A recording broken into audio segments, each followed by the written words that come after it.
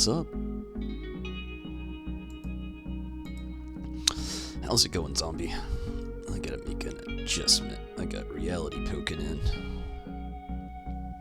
How are you this evening, zombie? Hopefully you're doing pretty good. And Steven, glad you can make it as well. And, sorry. Just gotta bear with me tonight. Tonight and tomorrow I'm actually gonna be doing Final Fantasy XIV. Tonight I'm just still feeling really bad from yesterday. So, yeah, just kind of bear with me, with some Final Fantasy XIV tonight. Just didn't really want to do anything too stressful. I've literally had, like, stomach cramps for, like, hours. Just, like, walk through as a big pick-me-up from where I left off the RIP Tumble stream yesterday.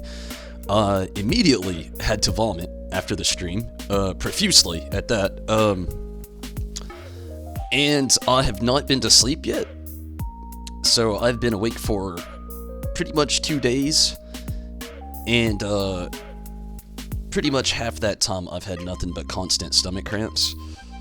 So bear with me, I'm trying to battle against it the best I can, honestly.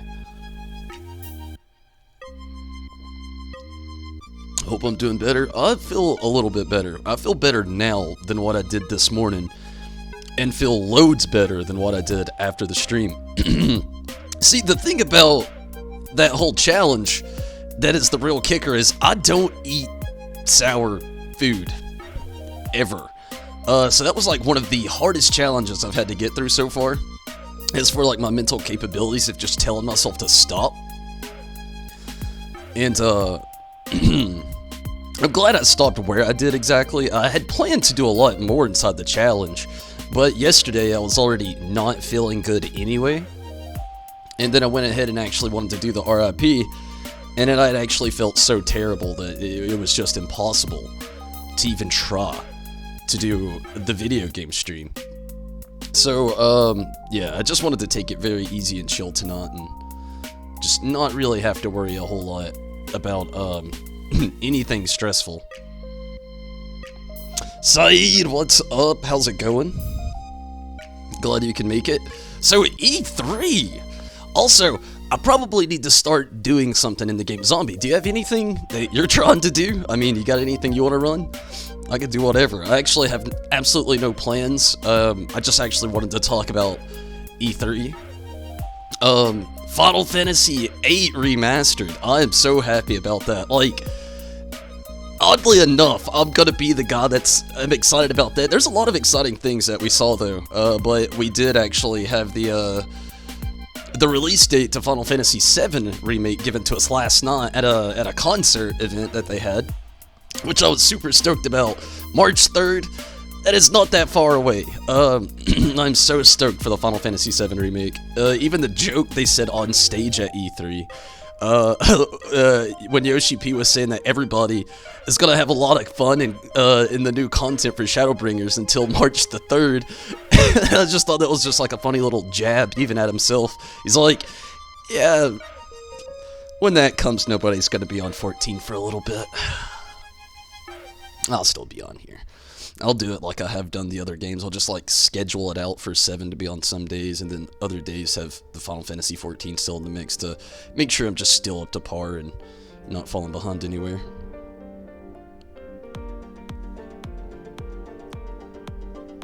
You don't have anything you want to run? Oh wow. This will be an interesting night.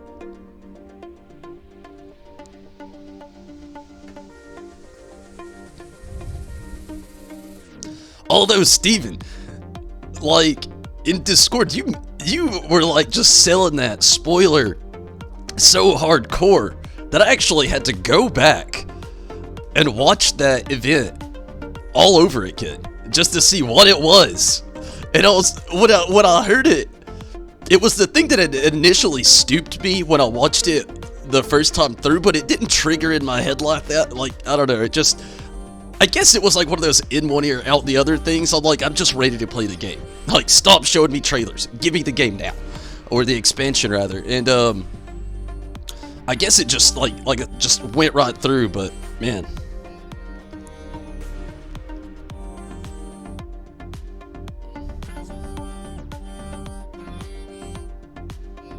world is only so big. Yeah, I understand. There's a lot. Actually, I think I missed Bloodstained. Cyberpunk looks pretty cool. There's been a lot about that. I've never... I don't even remember the last Doom I even played. I think the last Doom I played was on Nintendo 64. So that one really... literally all I watched was the Square Enix. Like, Ubisoft... Don't get me wrong, I'm not against it. I mean, they probably still make good games, but... I was all for the Square Enix. But Final Fantasy VII Remake was a big thing I'm excited for. Final Fantasy VIII Remastered? Ugh. It's like... They're listening. It's so insane how long it's taken to come out, and it still looks like... I don't know, I almost feel like... It doesn't look very remastered. You know, like, I could tell in their Oz, it was a lot more clean and a lot less pixelated.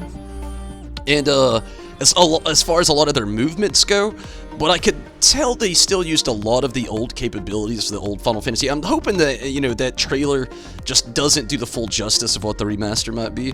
But, I mean, I guess we'll see. But it still looked very, choppy. You know, very PS1 still.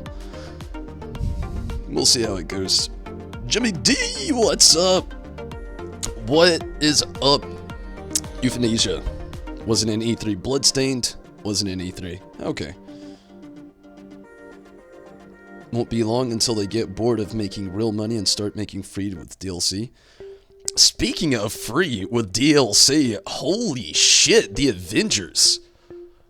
I'm very excited about that. Like, that is another one that stooped me. It was one of those games where I felt like at first where I was just gonna be like, yeah, you know, I could probably skip this one. It's not really gonna matter. But then they started rolling out deets on me. Free DLC? What? And they're gonna be actively making more and more characters to add to the story. It's a total original story. You get to play as all the different characters, and they all have a different playstyle. You can play with your friends, which was amazing. You're gonna have people out there saying they're like Hulk mains. I'd be a Hulk main. But no doubt, Avengers looks amazing as well. But that Final Fantasy VII Remake, so many people were excited to hear the voice of Sephiroth, see a lot of the gameplay with Aerith and Tifa, but I really wonder which one they're going to roll out with. It'll probably be Aerith, but I wonder if they would even dare put Aerith in there. Who knows? But, yeah, it was kind of weird, actually, having to... Well, I don't want to say it like that, it sounds like it was cruel. But hearing Jesse's voice is just so odd. I just would have never expected it. And I love that it seems like the game is going to be completely voice acted, which is very exciting, as far as Final Fantasy VII Remake goes. I've got to do something. We got a good old Diddy Thunder. I mean, I could do more treasure trips, but I really don't want to. I got the Gubu Mountains, like, that was my goal. Obviously I'm gonna end up taking a trip to, the Gold Saucer here in a bit.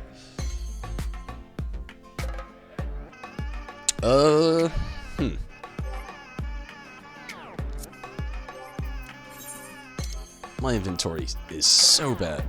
I mean, I could do more of these. I guess there's other mounts that I haven't obtained yet. We still got, like, what is today's date? 18 days till Shadowbringers. Then again, I could start farming for more coins. After all, I could actually, well, honestly, it probably wouldn't hurt to try to do some more gearing up with my Watt Mage.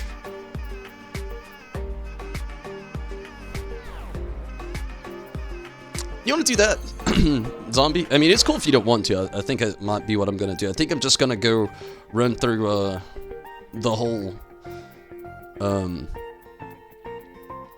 Return to Ivalice kind of thing. Go through Rabanastre all the way to Orban. Just run this once These three. Sounds good. How was the aftermath? It was horrible, Saeed. Horrible. I mean, I'm still kind of like dealing with it today. I've had a rough day, a really rough one. Just a lot of cramps. Like I was saying earlier, like I do not eat sour food. Like I actively eat spicy food a lot. Nothing like you see in the streams. Like, you know, I'm not eating millions of Scoville heat units every day, but I do dabble in areas of heat where most people don't every day. And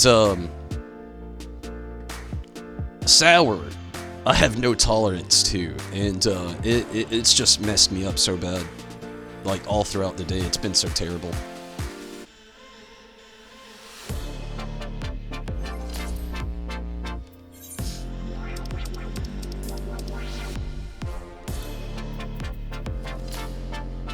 Actually, before I even start this, I hate to do it so early too. Let me go ahead and take a very quick restroom break. Honestly, I've drank probably like gallons of water today, just trying to like detox myself, get that stuff out of my system the best I can, because it really has been just that rough. So let me actually go take a very quick restroom break, and sorry, just bear with me today. Again, I'm having a rough time. Give me just a second though.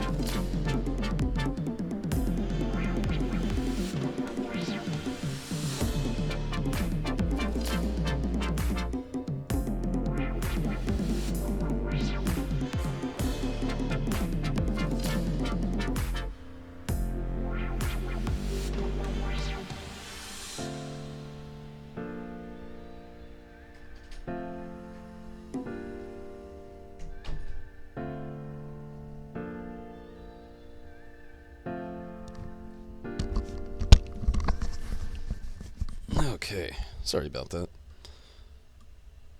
Get really quiet.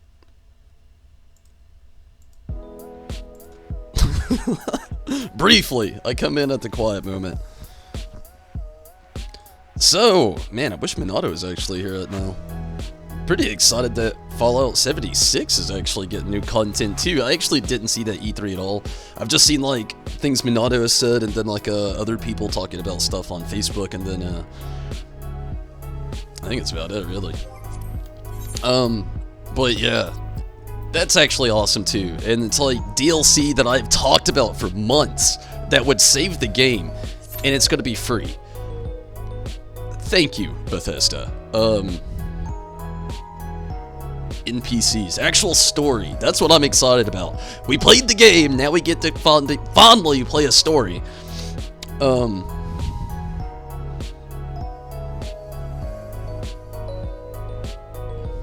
You're done with the dungeon? Riz, what's up? You excited? Well, of course you're excited for Shadowbringers. Riz, do you and Saeed actually want to come with me and Zombie? We're just doing like just kind of like a good old Evil East dungeon run. You down to do whatever? Okay, give me. Whoa, that's filling up. Let me withdraw real quick.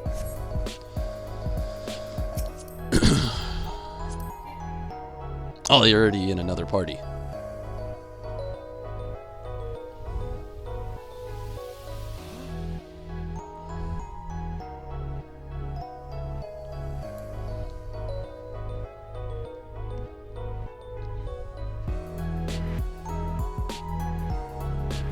But, yeah.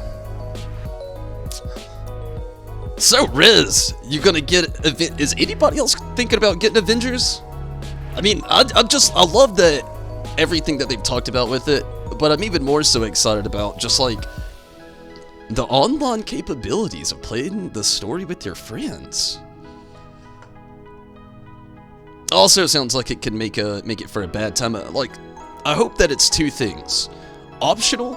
Like, I don't want to jump into the game then immediately have to play with 3 other players. That would be terrible, because you might be out there trying to have the greatest time of your life, and you're going to have a little 6-year-old who has a controller and a video game console with whatever he wants to do on it, and you might just have a bad night.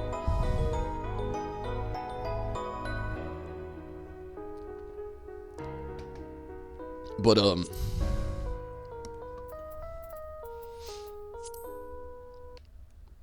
I'm actually,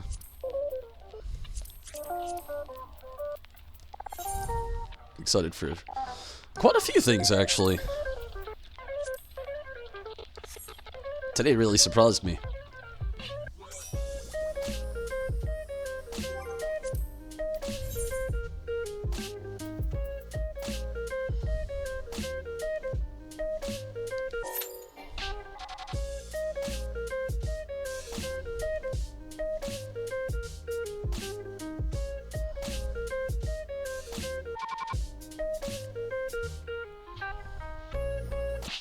Who knows, baby? I feel ya. I feel ya. Gosh, that Final Fantasy VII remake, though, I wanted to get here so bad. I love how soon it is, but at the same time, it's so far away.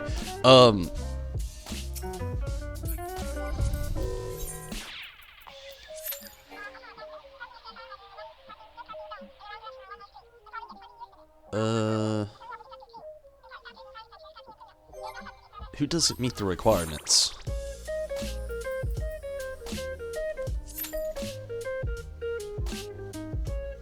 Oh, we're all good now.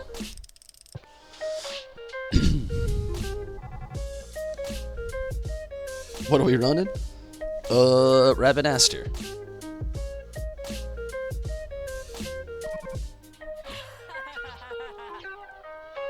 Just gonna do like a run from like Rabinaster to like Oribon Monastery L3.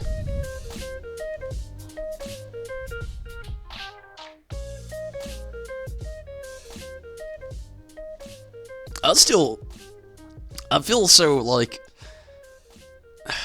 what's the word I want to really look for? I don't know, it's just hard to believe that they actually are going to be remastering Final Fantasy VIII. Ugh, it's so awesome. With that being a thing, though, already as well, it does make me hope that we have more Final Fantasy VIII referenced things in Shadowbringers, which would be weird and hard to work in there. Which Shadowbringers is already looking a little weird to me already. Like, I am really excited for Shadowbringers, and just like most of you, I just wanted to get here already. But like,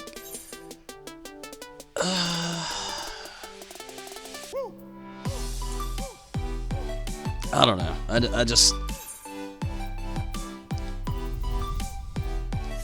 really know how to feel about it. I just wanted to get here already.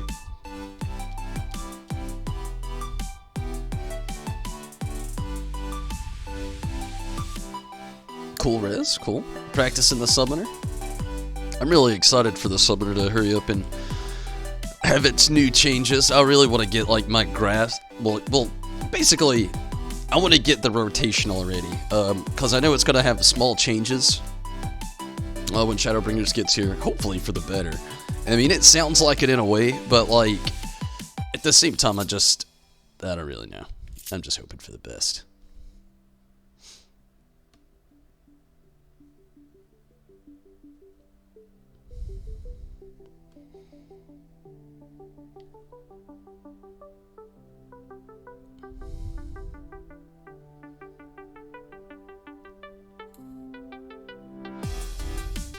I was so off on time. Okay, while we're waiting on this, I'll come back here in just a second. I'm gonna run to the gold sauce really quick. Try to get a good amount of MGP. Hopefully, anyway. I mean, that's just like talking blindly.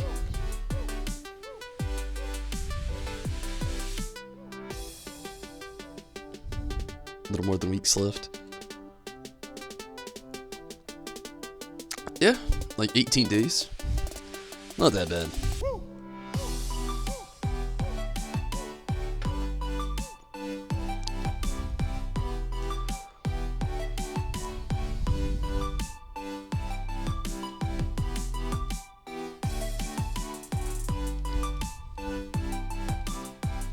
Banjo and Kazooie is in Smash.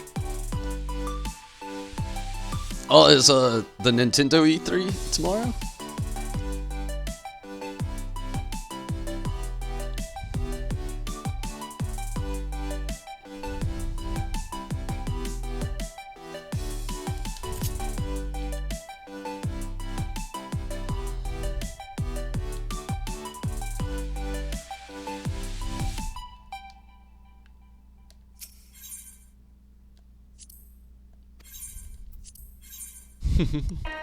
It's so weird seeing me have so little MGP now. Worth it. 376.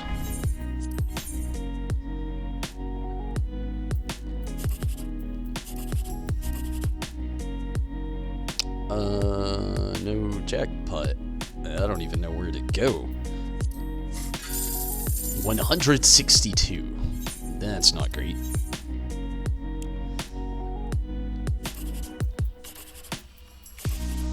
And maybe. Or maybe not. 120. I've had worse runs.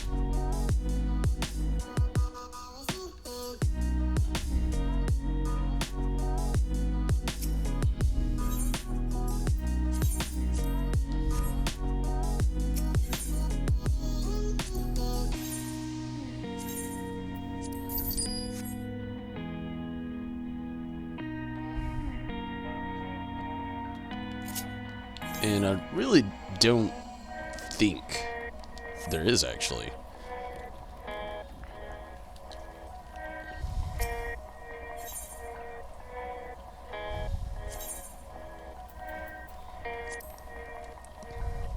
Nintendo E3 is tomorrow. You want to get your Simran ready before Shadowbringers? I believe you can. I mean, honestly, it doesn't take too long to get through those. Red Mage or Samurai, honestly, they play out very quickly.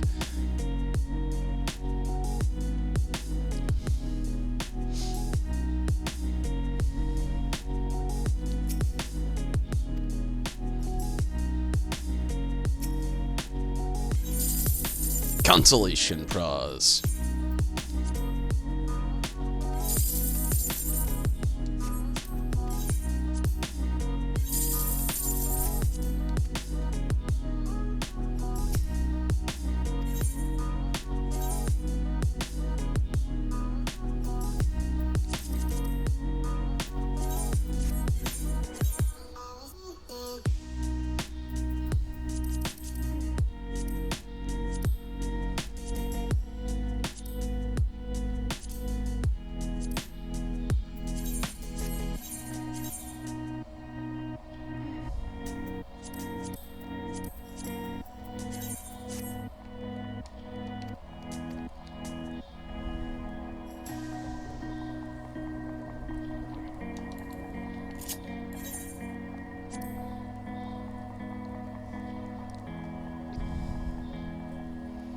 Dro, what's up?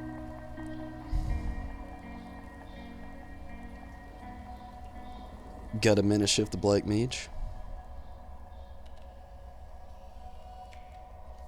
The weirdest thing to me, as far as like the changes with like the Summoner, is going to be like not having the ether flow the same, and not 3 bars but 2, and having to use energy drain, which I don't even think is currently even. I never use this. This is like a really old move that they're just trying to incorporate again. This,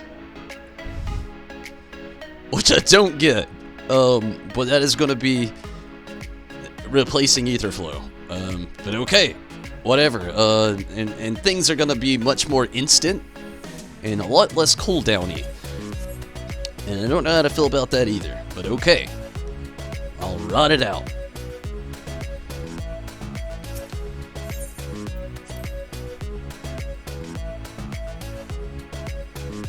Man, it's a precious thing as a red mage. Feel ya? Drunk. Sounds fun, Drew.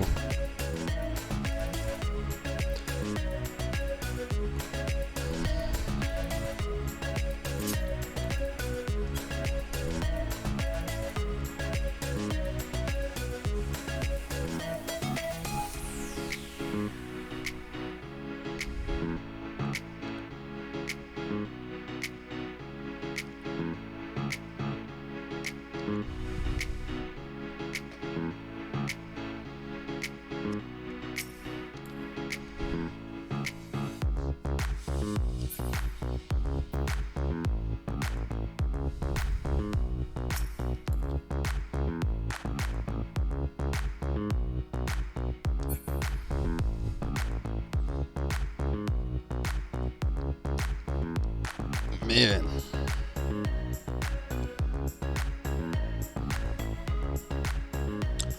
You know, this is gonna be a little weird. I don't know if anybody keeps up with, like, kind of like licensing things when it comes to, like, Square Enix and stuff, but I think it was this year. It could have been, like, late last year. They were, like, doing some, like, license, agreements and revising and renewing. Something like that. Don't trigger the ands. It wasn't all of those things. It was just one of those things. For Parasite Eve. And I was really hoping that we would get something more about that. I don't know if anybody here actually ever played that on the PlayStation 1 back in the day. It was a JRPG, horror JRPG, horror survival JRPG. On the PlayStation 1. It was a lot like Resident Evil meets Final Fantasy. But it was a great game, and I was really hoping that they were going to do something more with that, but we didn't hear anything of it. Shitty last 2 weeks, never really drink. But last 2 weeks, it's all you've been doing. Get some? You want some new glamour? I feel ya. And hopefully everything's okay, Drew. Hopefully, nothing too bad has happened.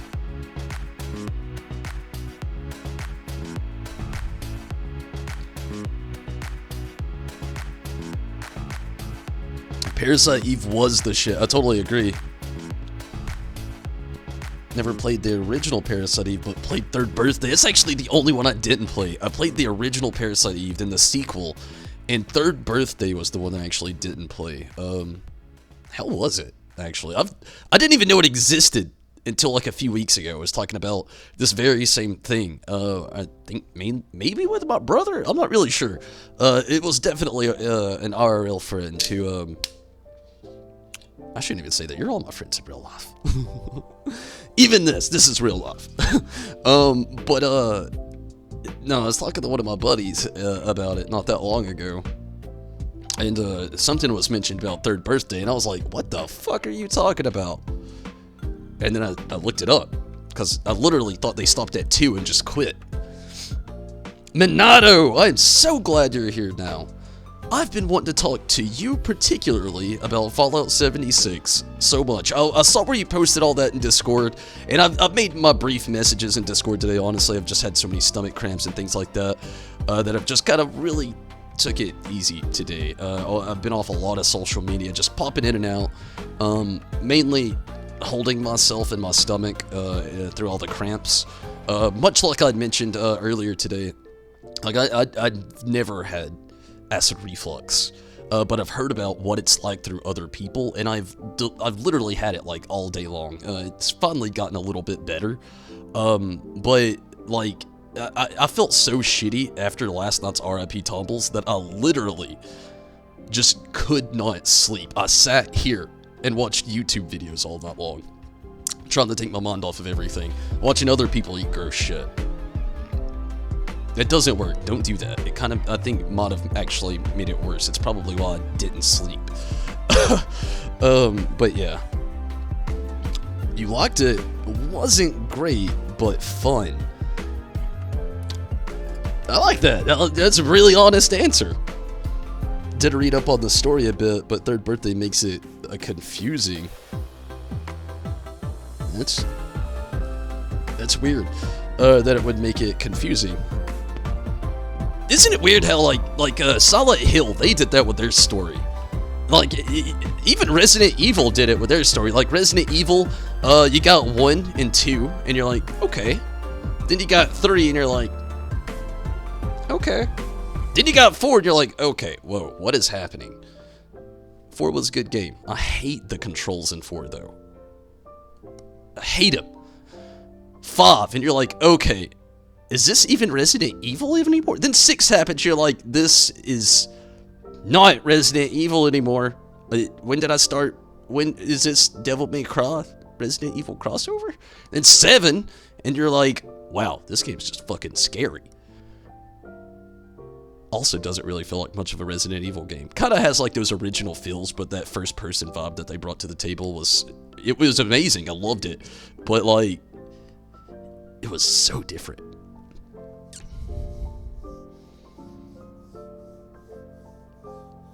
Yeah, I haven't felt great, Minato. Not at all. It's just, I literally have no like tolerance to sour food at all, because I don't enjoy it. And yeah, wow, talk about overdoing it. No kidding. Really, what really got me at the end, it wasn't really the fruit. In the end, the kicker, I think, was the lemon juice with the malic acid poured in there. I poured in way too much, I believe. I don't really know. But yeah, immediately after I ended the stream, I had the worst vomit of all time in my life. And my throat has not even recovered from that since. It's been so bad. Definitely the hardest RIP tumbles I've had to endure yet. Like, I'd do the Death Nut Challenge all over again before ever eating more malic acid, like, for a long time. I'm not gonna say ever. I'll probably do something similar. Just, I think I know what is the too much limit now. Like, there's the, like, I can handle it, this isn't too bad. Like, the toxic waste candy, starting it off, I already knew it was gonna be bad. Like, a few coworkers at work actually bought extreme sour warheads. Well, one coworker particularly, my friend Ann, just wanted to watch me torture myself all week, and that was already pretty brutal. She made a good point that I couldn't even take the candy. Why did I think I could take the acid? I don't know, but now I know.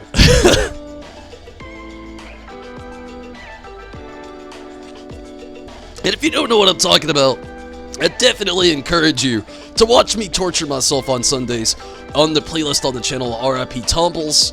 It's a new series I've had going on for like the last, I think, 6 weeks now, where I just deliberately torture myself for a Sunday, and basically it's a gamble if I'm gonna end up being able to go to my actual job the next day. I couldn't do it today. I stayed at home with cramps. And as much as I hate to do this, and Minato, I really do want to talk more about Fallout 76. Like, how excited for you? And do you plan on playing Avengers? I want to know I'm not Avengers partner when it comes out. This game sounds and looks amazing. Not to mention the free DLC. But yeah, I gotta take another restroom break, and sorry about this. It's already the second one I know tonight, but the thing is, I've been literally, I talked about it a little bit earlier, trying to like detox myself from the malic acid.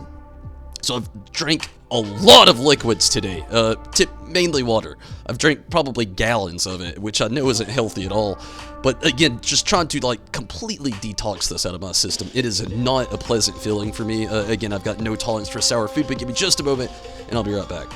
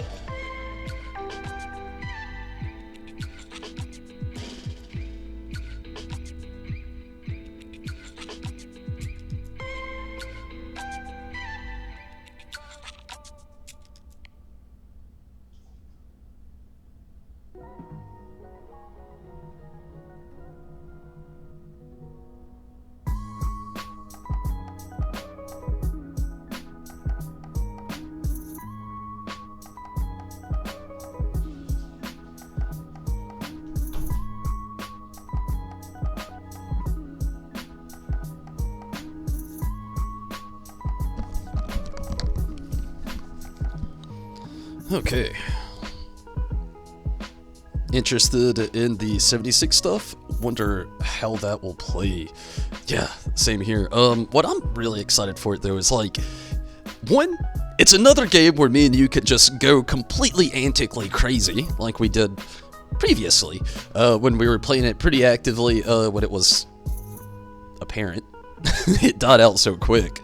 There's nothing to do with the game, so you can't really blame it. I mean, I guess you can grind and build. I hope that's a thing. I hope you can build your area a little bit bigger.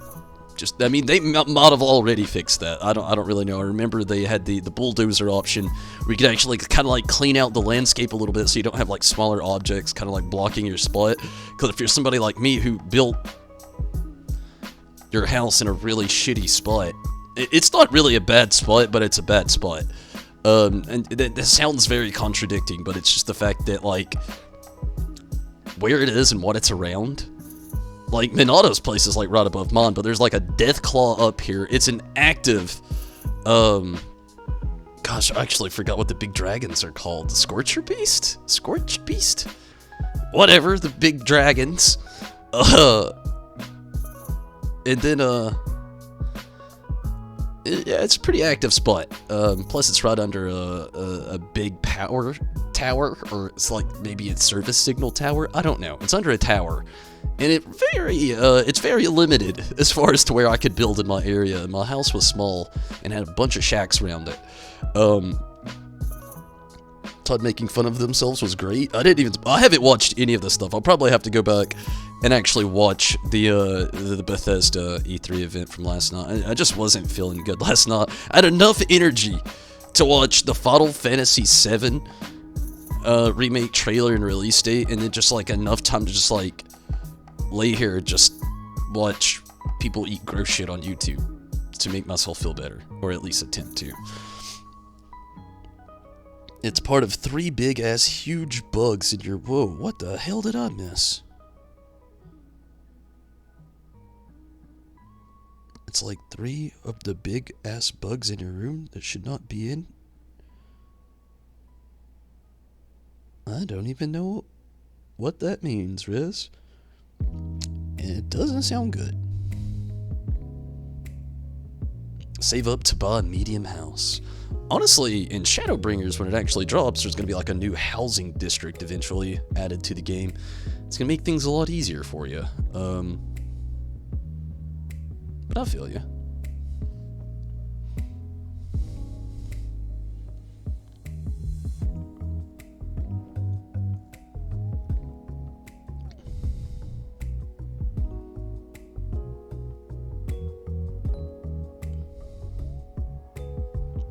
There's a Ormon. It makes the Deathclaw not spawn. The main reason you made it there was because of the Ormon. I feel you. I'm wondering how this story is going to work out. It's going to be a breeze for you. You're like so much higher level than I am. And my character, I've literally not touched him since the last time we played. So he's probably not doing too well. As far as like leveling on the new stuff. I'm hoping that's not the thing though, but we'll see. But yeah, I'm really wondering how the story... I'm wondering it honestly also with the story if they're gonna make us revisit areas. Like, don't get me wrong, I don't mind. But at the same time, I'm gonna be like, we've already did this. We've already been here. And I promise you'll hear me say it in the stream. I know it'll happen. We did it for the robot. Now we gotta do it for the human. God damn it. That sounds like a very accurate thing that I would say. It was Spotter's last time. What it means is you're fighting a big-ass bug every time you walk into your room. Oh, man. Burn down the room. Spider cricket, Saeed. It's a cricket that looks like a big spider. Don't you hate that too? When you're like, usually I don't kill mini bugs if I find it indoors. Choco does, usually for one, first, and just kind of like brings it to me for some reason. She's so proud. But if I actually find it first, like, to actually capture them and, like, release them outside. Unless I think it's gonna kill me, or it could just, like, bite me and leave, like, a hole in my body. That sounds scary, but, like, that's legit. People, I actually know in person have, like, been bit by, like, certain spotters, and it just does, like, terrible things to their bodies. And, that is a terrible, terrible thing, but it's a reality. And, you know, everybody wants to live. You don't know what it was this time? Looked like a beetle. Oh, man, well, beetles aren't bad. I mean, you always pick up a beetle. Worst thing they're gonna do is, like, make that weird, scary hissing sound. There will also be dialogue choices between the... Yes, I heard that as well. Like, you're gonna have, like, the good old, the faction system, which I love as well. Whether, you want to, like, get on their good side or their bad side. It's a good thing. It's very classic Bethesda, and a great thing to actually add to it as well. It was just... Literally, they're adding all the elements that the game should have had when it was released. And I hate to be that guy that's like, it should have been in the original game. It should have been in the original game. Like, let's be real. It was a Fallout game. Like, you took away everything that was Fallout about it, and people got pissed about it, and then you were surprised that people got pissed about it just because you took everything that was Fallout about it out of it. The only thing you left was survival and building stuff.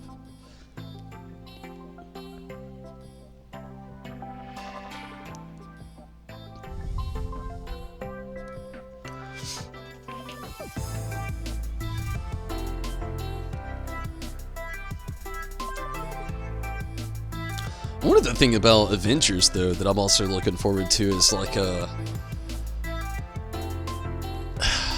I'm wondering if they'll force you to play, like, every character. Like, I mean, you would actively want to know, like, all the, like, different parts of the story, but I wonder if they actively, collectively roll out together in Avengers. Like, let's say, you know, I was talking earlier how, like, there's probably gonna be somebody out there, if it was, like, gonna be like a main, it would be like a Hulk main or something like that. It's exactly what I would do. I'd main the fuck out of that one. But I wonder if, like, if you play through the Hulk story, if you only get, like, Bruce Banner Hulk story, or I wonder if, like, the game plays out collectively together, where, like, the only time that the game's actually doing something a little different is just, like, their perspective at, like, the in-game play, you know? As for example, like, I wonder if there's going to be, like, exclusive Hulk scenes. So if you want to play as Hulk and see Hulk's story in the game, you got to exclusively play the Hulk. Or, like, maybe the same with Thor. You know, like, just depending on if you're playing one of the other, are you getting, like, different parts of the story? And if you alter between them, like, do you just actively get it all? And is that going to be the way how it kind of plays? Because it already looks like Captain America's very short-lived. Just by the trailer. So, there's not going to be much to that guy. But it makes you wonder. Give you my drink. Okay. Here you go.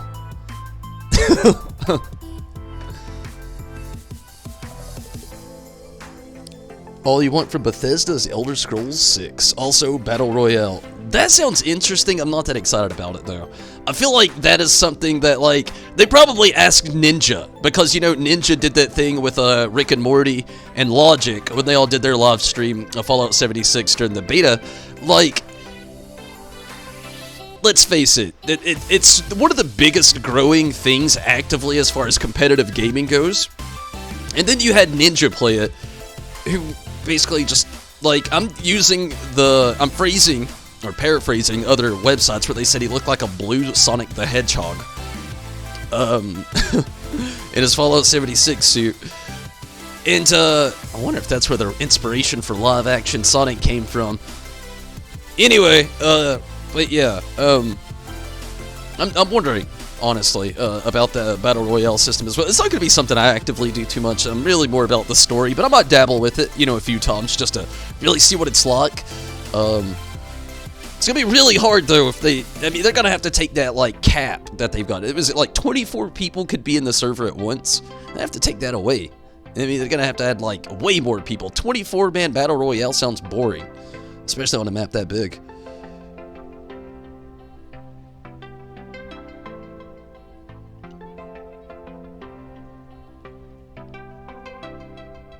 if I end up checking out 76 again, you'll re-download it? Oh, I mean, it's still downloaded on my console right here. I'll definitely still play it, and everything's gonna be free. So, of course I'll play it. I even still got the beta downloaded. Look at that. Wonder what that's working like. But yeah, you know, I'll definitely play it. This queue is brutal right now. This is like the longest I've waited for a queue in a very long time.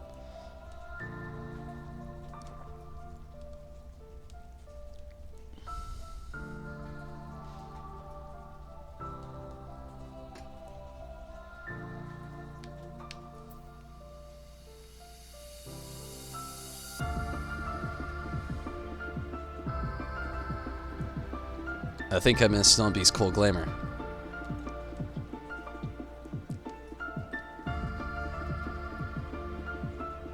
You bought the game, but you were so you never played it?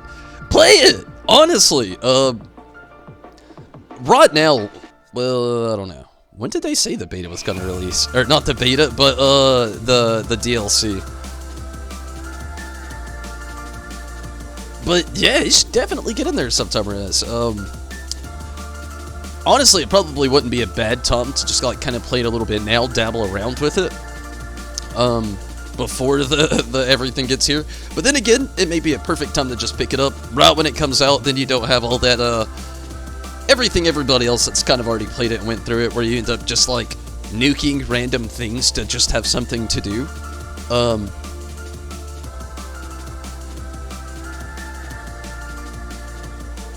This queue is just as long as one Black Mage cast.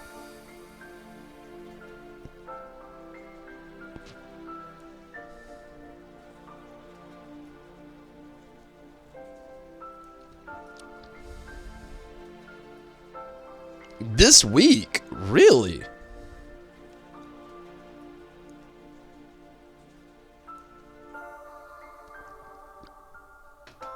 That is insane. It's kind of exciting too, but I've got a lot of stuff on the table right now.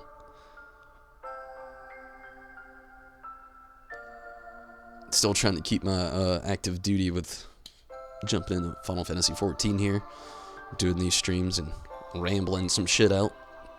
And also though, but trying to keep up with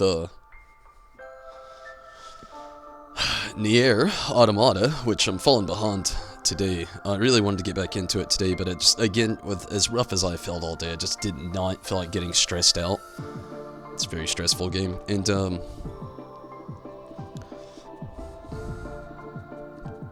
it's as long as Flair's cast time.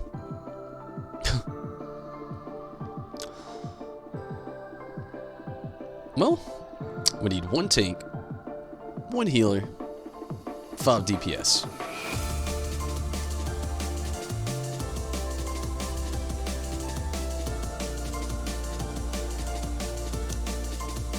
I like the light zombie.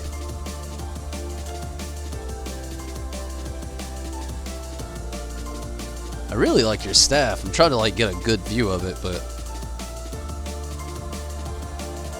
yeah, I think it looks cool. Even the hat.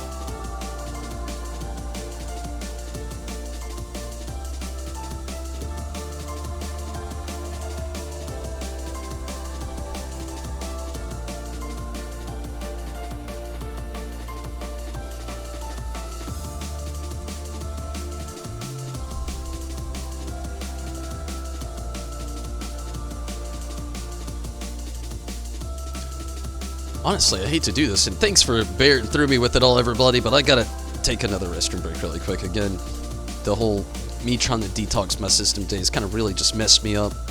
Give me just a moment.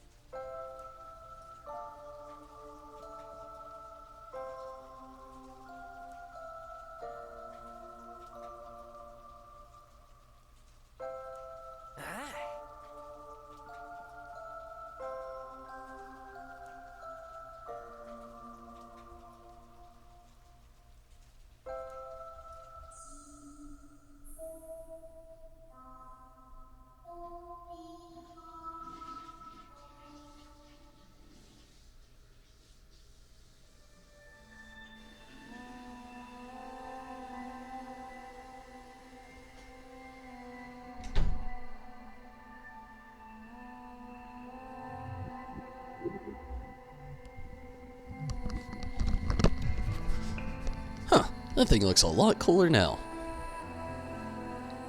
And shit.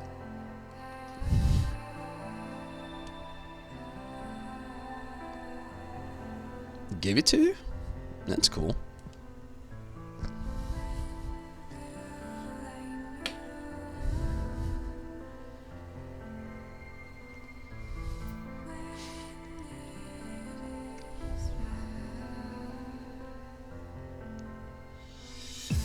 So,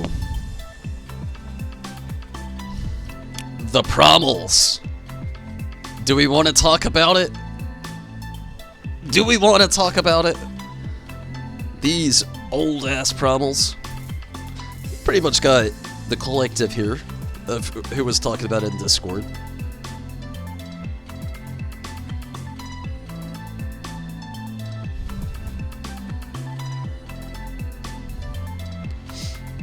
I'm really hoping that, like, that's a huge heavy hint that we're probably gonna have to fight them, which we already kind of, like, probably figured anyway. But it just, oh man. This Shadowbringer story, I'm all over the place right now. Like, I feel like they gave me a blank map, like literally a blank map, just like a map with like a bunch of areas on it, but no words. And then they gave me a compass, and they said, follow this. And then they gave me my direction where I'm at, but not where the destination is. And that's how my brain is like trying to compute everything through all of these, so many trailers that we've had.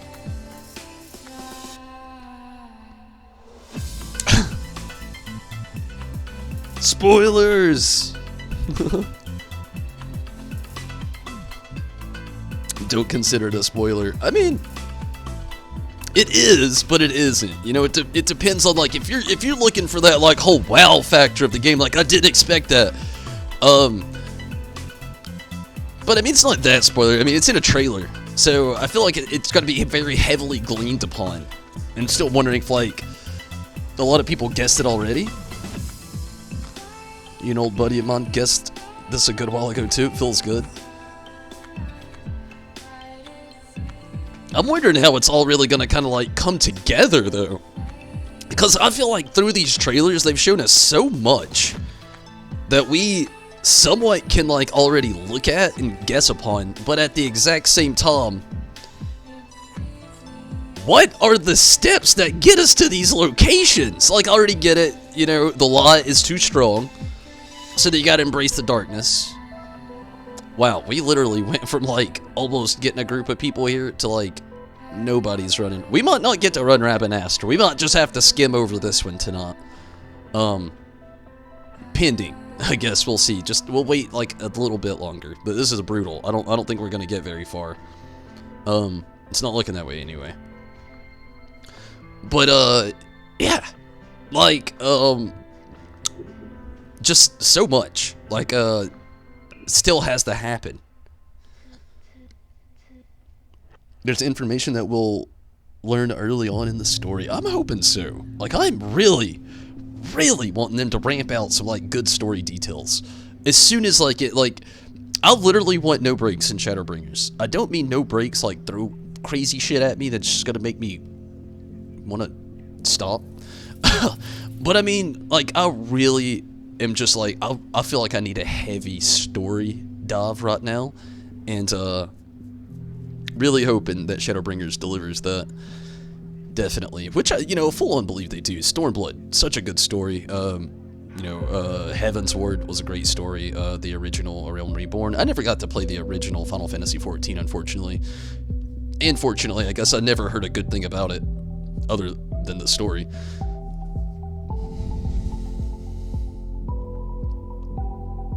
Why do we fight Promels then? That's your question.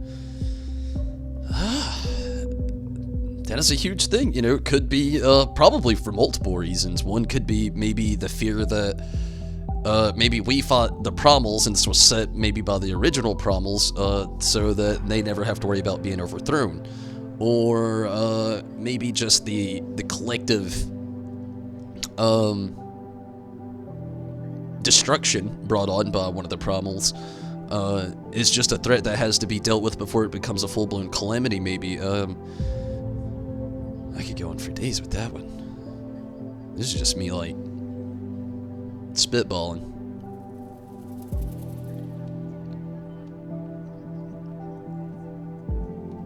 But there is a lot to the story. Like, honestly, like, the really fat guy from the trailer sitting in the chair that just sounded like an asshole. I'm really wondering about this guy as well.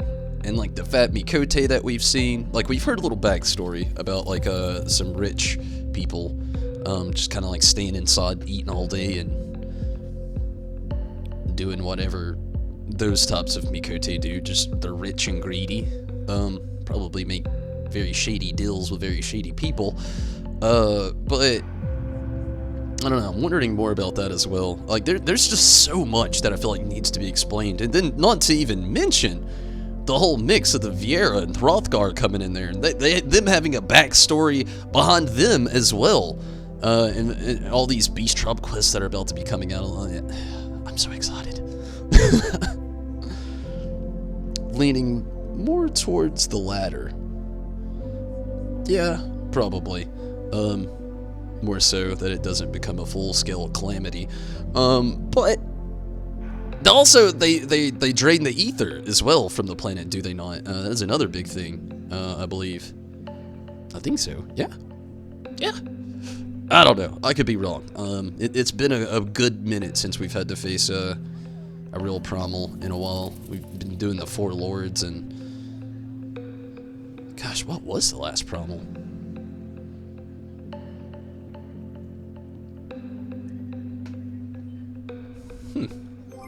I don't know.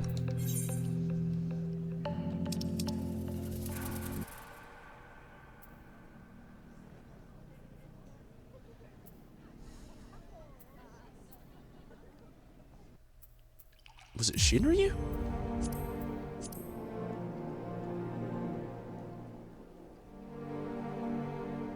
Because, I mean, I can't really count the Four Lords. You know, I mean, I guess you could, but I wouldn't.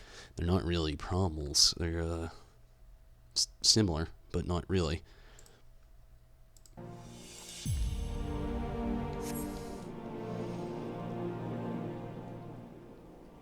Damn, sub ran out. I know how it goes. That was actually your full question, but you were trying to be vague.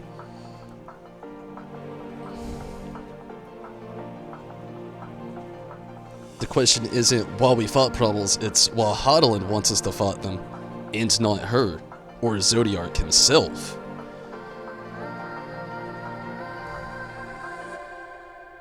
That is a good question.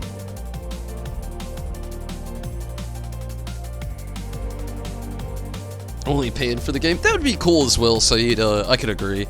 But as for like a full-scale MMO like this, it's really hard for companies to do that. A lot of them can, when they're a little bit more low budget. But this game is actually so big. It's one of, it's usually in the top 50 games being streamed on Twitch. It's one of the top, I want to say top 10 most played MMORPGs of all time now. The relevance of it, just having the Final Fantasy staple on it alone, already brings a big heap to the table, so they have to have an extremely crucial, strict, and quick and fast-acting dev team. Like, they get DDoS attacks all the time, and a lot of us have to deal with that. And in order to get more better IT people in there, and people working tech, to kind of like prevent these things, and also further produce better, more content, and also like kind of like keep up with today's standards in gaming, it takes a lot of work. So it takes a lot of money.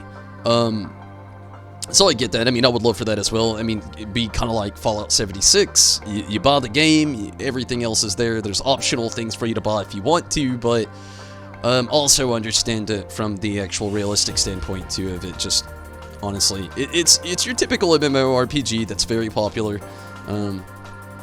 Comes with the that good old monthly price.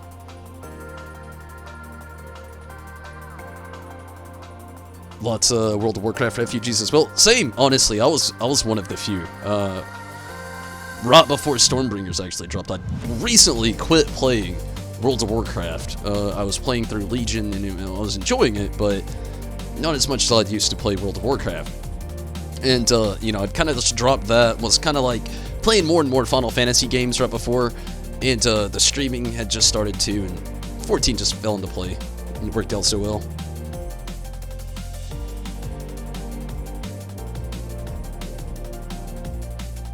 I agree. You pay through Steam, to be honest. I just got like my credit card linked to the account, so it just like does its own thing.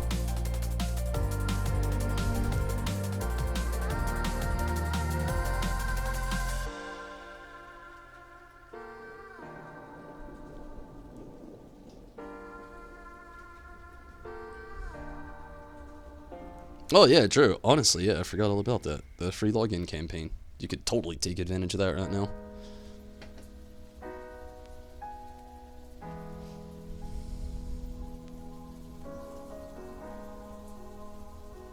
You have to buy the game as well on PC. It's honestly why I don't really dabble with like doing any. One of the many reasons, anyway. I much prefer to console game over PC gaming. But I gotta say, it is definitely one of the bigger steps while I actually haven't got Final Fantasy XIV on my PC, because literally I have to buy it all over again, which is insane. Which I get it, it's the software. And it's probably a pretty expensive port to be created, so I could imagine, plus all the other different things that you can actually do on PC that you can't do on PS4, like right now with the benchmark test and stuff like that.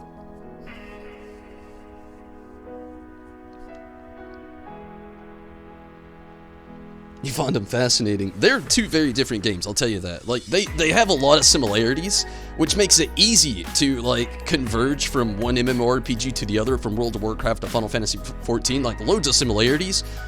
Especially when I first started playing. A lot of those are really starting to fade out now. But when I originally started playing Final Fantasy XIV, you could kind of like mess around with your attribute points on your own. You also had many stipulations to being other classes. Like for Summoner, you had to be a level 15 Thaumaturg, level 30 Arcanist, and go from there. And but the more they've simplified the game, the less it's got from World of Warcraft. But then again, I can't really say that. In Legion, by the time they'd done that, that game had been so simplified from the original vanilla World of Warcraft, where I actually started playing when I was in like 5th grade. Holy hell, it actually happened! I didn't think it was going to. I'd lost all hope. I was about to just kind of finish this ramble up and go to the next one and hope for the best. But okay, we got it. Karumi, what's up? I'm sorry. That's the best I got in me tonight, Karumi. I'm not feeling that great. You think you have to buy the game on Steam in order to sub through the Steam? Yeah.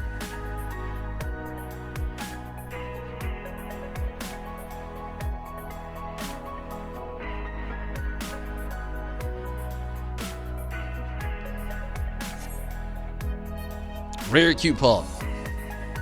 Well, it didn't work, apparently. Which sucks. There we go. Somebody's probably just out there doing like random raids on like raid roulette, and they're just, the game was probably like, these poor people have been waiting nearly an hour to do Rabanastre. Let's throw them a bone here. Although the people who've been waiting on it so impatiently are not helping our cause out. Come on, you two! You're DPS too, of all things. Come on, you last, whoever you are, messing this up for everybody else. Get in there. Hurry up and pee. Get back from your pee break. Must have been taking a poop. Following you,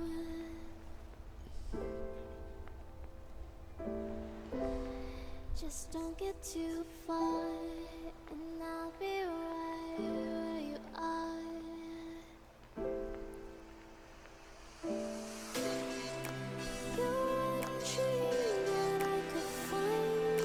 Steven's basically got the gist of it there. Like, the game itself is a separate thing as far as software goes, but your account stays validated. Like, you got one account, it's just on 2 different things, 2 different platforms.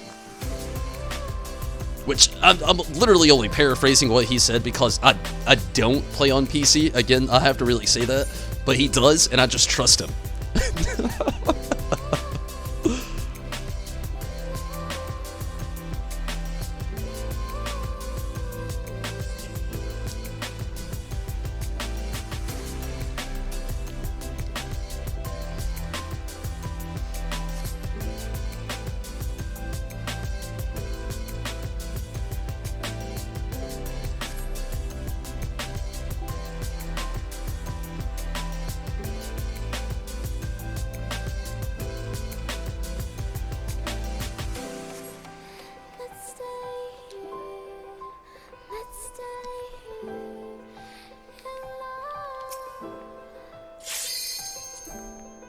Who isn't ready for this fight?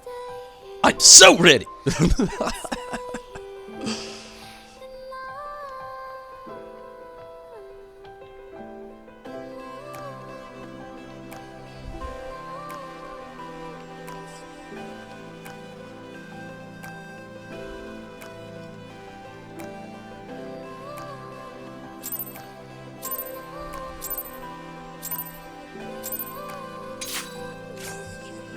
Alright. Sorry. Zombie, hit me up on Twitch. I'm so terrible about not hitting up the Twitch chat as much as I should.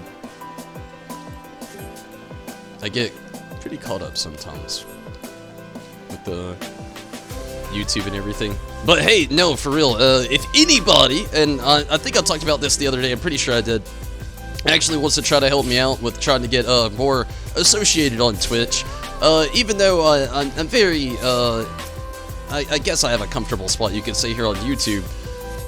On Twitch, I'm trying to get affiliate as well, though, and I have literally got up to the point of the followers, but the watch time isn't quite there. Which I get it, I'm literally always on YouTube as well, and it's where I started, everything started for me as far as streaming goes and everything, but you know, if anybody does whatever, you know, want to help old Tumbles out with getting that affiliate over on Twitch as well, definitely would appreciate that. All those random pop-ins, jump-ins, shout-outs, whatever, when you get on there, definitely helps me out a lot. Again, you know, it's definitely, obviously, my dream to be able to, like, quit my job and just stream all the time, but that definitely is the dream. But unfortunately, it's not quite, not even barely in my grasp. Not there yet. But no doubt, anything that you could do to actually help out is really awesome. It's really awesome when people can help out when they do, and I appreciate it so much.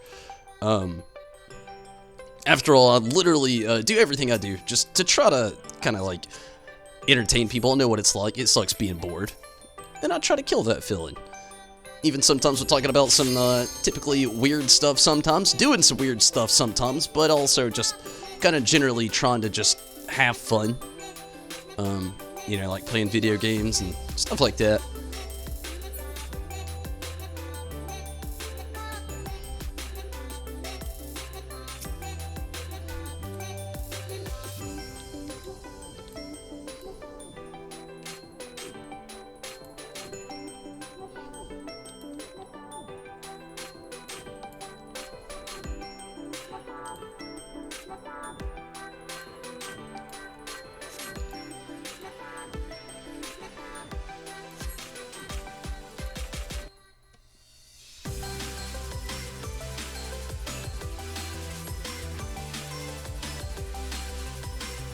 Man, we were going through this very quickly. I think we're gonna get through the toad scene without even having to really worry about the toads.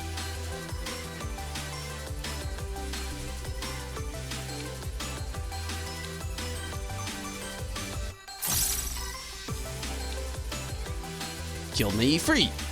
That ain't right. That just ain't right. Saeed, I got you. I think you actually...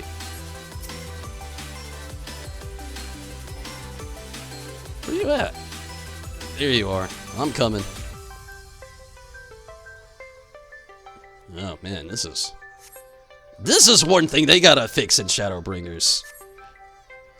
Make my cast time for resurrection go down, which actually I'm pretty sure they are doing that, which is very exciting.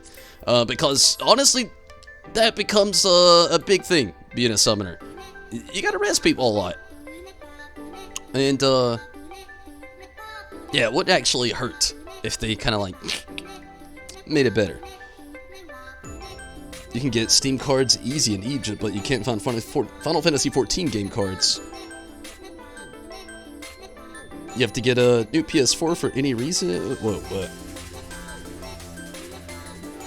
Reinstall it, which takes a whole new account for some reason. That is crazy. I didn't know that either. Honestly, when I got a new PS4, everything just transferred over seemingly. When I got my PlayStation 4 Pro, like, I had no problem. Like, literally, I logged into my not Final Fantasy. I logged in my PlayStation account, and everything, it, like, literally gave me a prompt question. It's like, do you want to, like, transfer all of your old PlayStation 4 data to this PS4? And I was like, yes. And it literally took all of my saved data from every game I've had on my other PS4 and put it on this one, which is really awesome, because damn, technology's cool.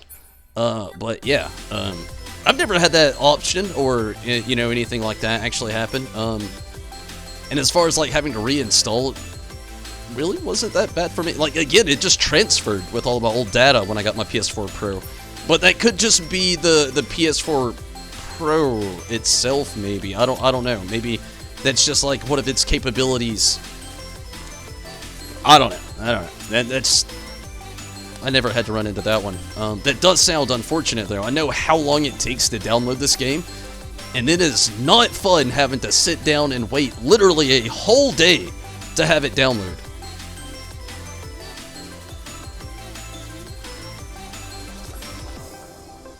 You can't even find them?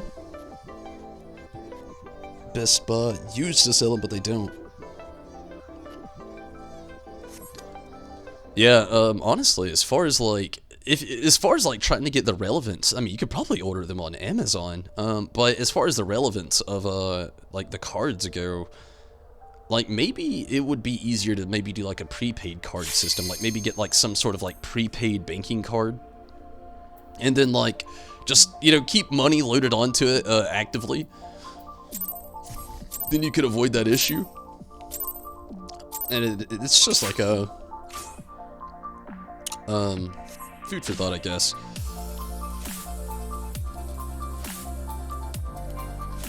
I don't really know what it's like in as far as like culture and like how economics actually go in Egypt, though. So, or how like the quality of getting things is. I'm not really up to par on that as far as Egypt goes. But those could be like two things that might be able to aid you, like give you help in the future as far as like to further have ease with paying the game subscription and such. Oh, that crazy bastard! I'm on the wrong side. Ah! Survived somehow. Back in the day, I wouldn't have. Okay, I didn't. I was about to say back in the day, I wouldn't have survived that. I didn't. You was able to find one, but you had to drive across the city to get it.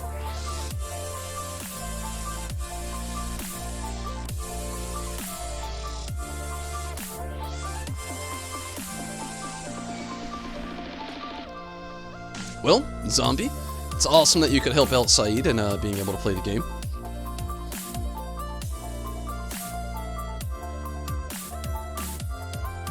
It's always good to have a friend willing to help out there. Saddam! Gosh, it brings me back to like Workaholics.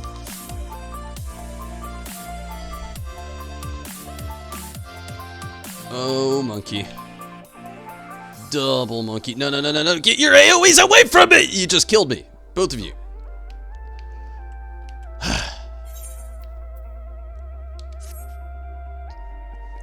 closed me off. It's a little Lalafell, man. Trying to survive out here. A lot of people use PayPal, but don't know anything about PayPal. Honestly, PayPal's pretty damn trustworthy. I use PayPal for a lot of stuff. But I don't pay my Final Fantasy. Okay. What the hell? That's all I gotta say. Our one healer that is surviving isn't healing. Dude. No, it's pretty much going back to one. What the hell? Damn it, Saddam. Stay alive. I can't heal myself. I mean, I can try, but I'll be here all day.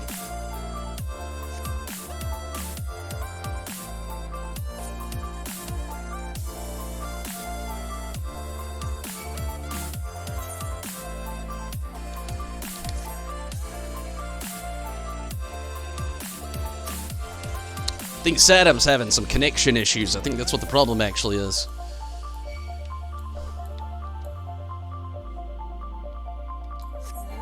God damn it! I'll just stay dead, okay? You win, Hashmal!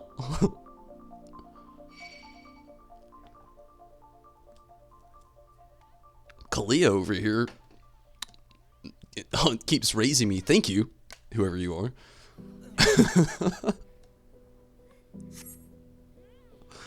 Thank you for your support.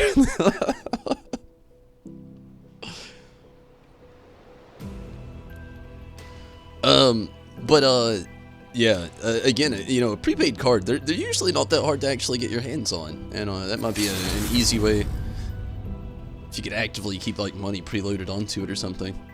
Me, again, as far as it goes, like, with me, I actually use my banking card, and it just comes out monthly. But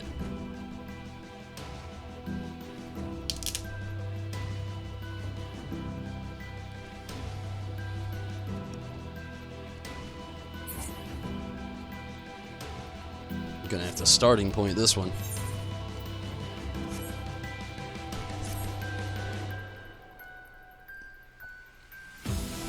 I'm hoping that the raids coming are gonna be very great. I know we're gonna have the Nier kind of themed raid, but I'm you know, we're already getting Gunbreakers. Final Fantasy VIII's getting its remaster. I'm just really hoping Final Fantasy does a huge spiel into Final Fantasy VIII and Final Fantasy XIV. Like, I don't know why I want it to come into this so much, but I do so bad. Like, it's like one of the Final Fantasies that I feel like is the least that they've looked upon. Like, I know we have like the Squall like glamour.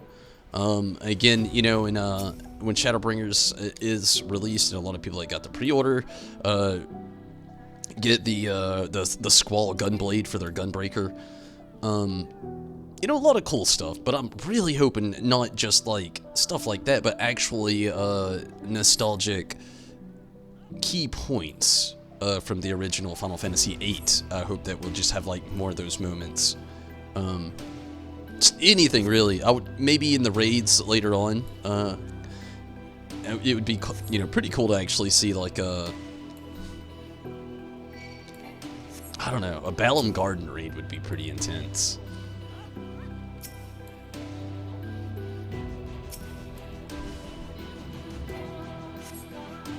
That was so messy? Yeah, it was. One of the reasons, I believe, is Saddam actually having the connection issue I was actually mentioning earlier. I don't know. It's a guess, but it's the best guess I got, really.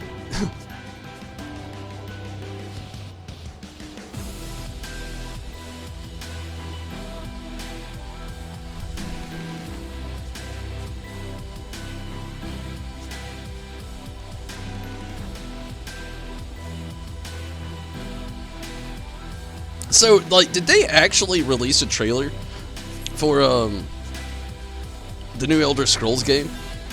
Like, I completely missed all of Bethesda's E3, unfortunately, but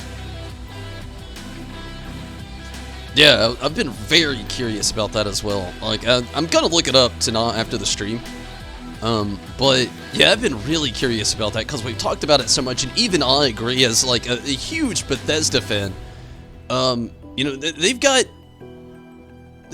some shoes to fill as far as like Skyrim over to Elder Scrolls 6, whatever the hell it's actually called. I haven't looked it up. Sorry, don't hate me. But yeah, big shoes to fill. Damn it.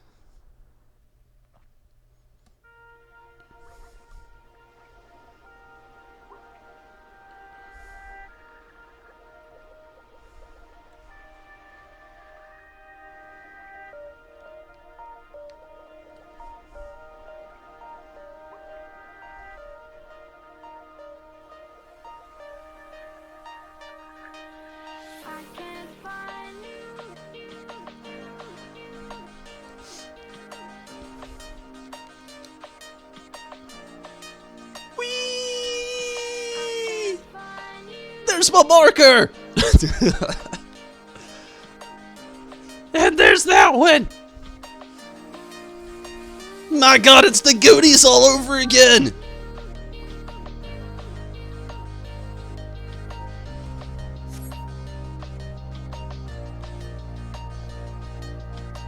Sometimes it's so hard to make 90s and like late 80s jokes. Like, I didn't grow up in late 80s. I was born in 1993. But I gotta say, I had a lot of 80s pop culture to influence my life, so to speak. Obviously, you would, having older parents. And I don't know. Sometimes it's so weird to mention things like that, and to know that there's generations now like that even could just be watching this, and that, like, I'm saying like Goonie references, and they're just like, "What's a Goonie?" Makes me so sad. Please go watch the Goonies right now if you don't know what a Goonie is. God damn it. Just do it. Take one for the team. Listen to you some Cyndi Lauper. Enjoy the hell out of it.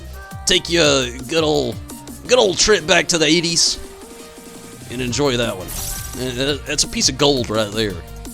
Possibly a piece of platinum, depending on the position of your value of worth. No doubt, it's a masterpiece. Masterpiece of my childhood. Now I just want to listen to Cyndi Lauper. Damn it. 13-year-old me would have never said that sentence.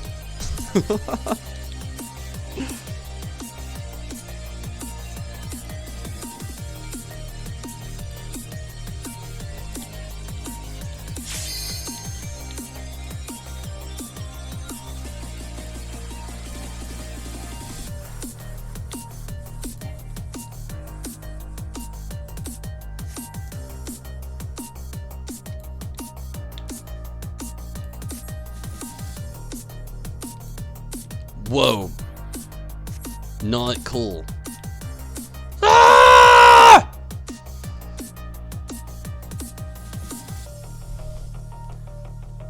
You know, one thing that's, like, just on the low key, like, my neighbor had a roommate, just like a week ago, I guess. Not that long ago. But I found out my neighbor over here actually, plays Fallout 76 as well, and it makes me wonder, what are the odds of trying to get down on some Fallout 76 than running into this guy over here in the game? Hey, hey, from next door.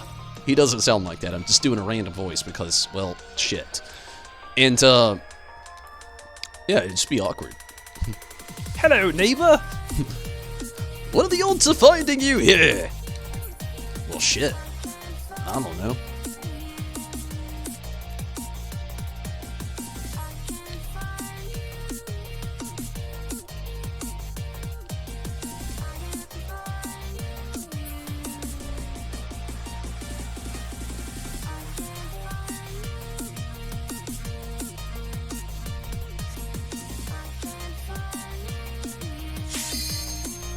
You know what I figured out?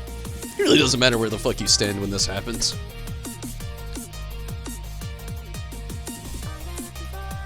You can stand anywhere.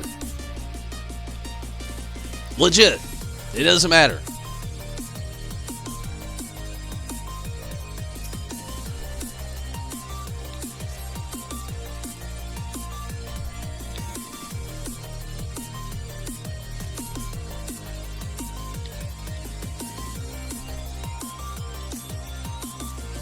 R.I.P. Saddam. I think that guy just quit. I don't even think it's a connection problem anymore at this point. He just quit. He was so upset. He was just like, yeah, I'm done. I'm never playing Final Fantasy XIV again. I'm logging out for good. Goodbye, cruel world. Hadalin. Be nice.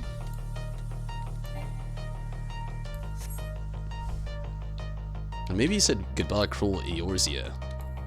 Maybe he was very tactical upon, like, keeping his lore straight.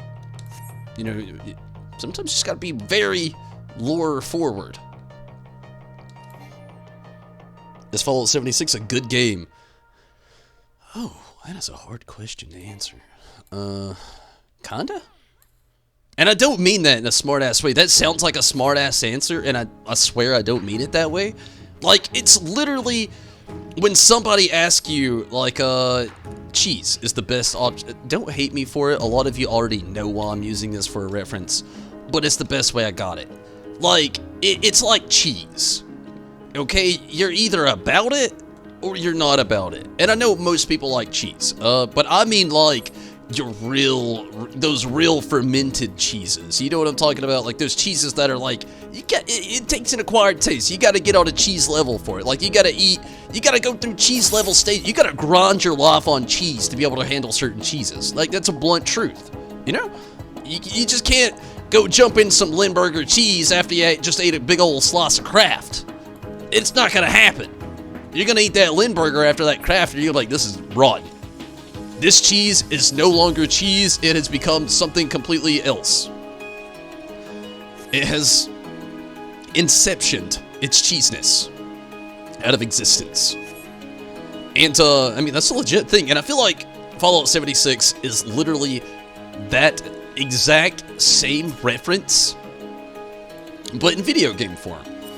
It's no Nier Automata, don't think that, where you just don't even know what game you're playing, you're just trying to live, but it is very, not Fallout, you know, at its current stage. When this new stuff happens, I've actually got really high hopes for it. Everything that should have been in the game is getting added to it, which is exciting and really cool to actually know about, hear about, and come to relevance with, but, the original base Fallout 76, was it a good game? Yeah. Was it a great game? No. Would I recommend it to everybody? Hell no. Would I recommend it to a Fallout fan? Definitely not. Would I recommend it to somebody with an open mind that enjoys just online gaming with their friends, that's just don't really care how good it is or how bad it is? Then yeah, you pick it up. You might enjoy it. Even now, though, I mean, I'm definitely gonna have to give it a different review once the actual new system hits with Battle Royale and NPCs and a story. So things will definitely change, but as far as base game goes, it's a hit or miss thing to recommend to anybody. Because it has very fun, full, great fundamentals that do work for it, but then it has a lot of things that would have made it a lot better at the time if they would have immediately made it come into relevance in its original existence, so to speak. That's like the best way. I know there's a complicated way to explain locking a game, or if I could like recommend it to somebody, but there's no other way I feel like I could have got around that one, and there's no way to sugarcoat it. Like, it's okay. Try the Battle Royale on Fallout 76? I'm gonna dabble with it a little bit, Karumi, yeah. I'll dabble. I'm not gonna play it too heavily. Obviously, you know, I'm not a real big competitive gamer. I'm not really into the whole Battle Royale scene. But I do like Fallout 76, and, you know, it's new content. I'll dabble with it, you know. I would really like to see the full effects. Like, I'm not a Fortnite fan. Like, I don't play Fortnite, but I can watch Fortnite. Like, I watch other streamers play Fortnite, even though I don't play it myself. Like, I don't really care for it. So that whole scene, as far as like Battle Royale, is kind of like, I'm hit and miss.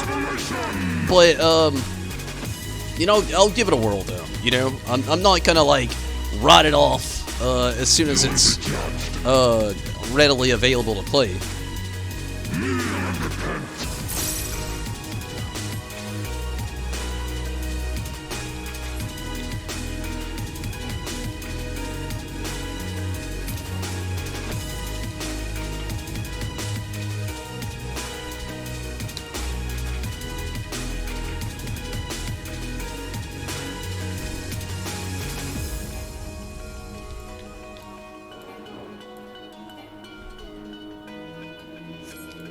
So the fact that we didn't kick this other white mage that will sat him here, and the fact that we just suffered through this, well, I just don't get it. But okay.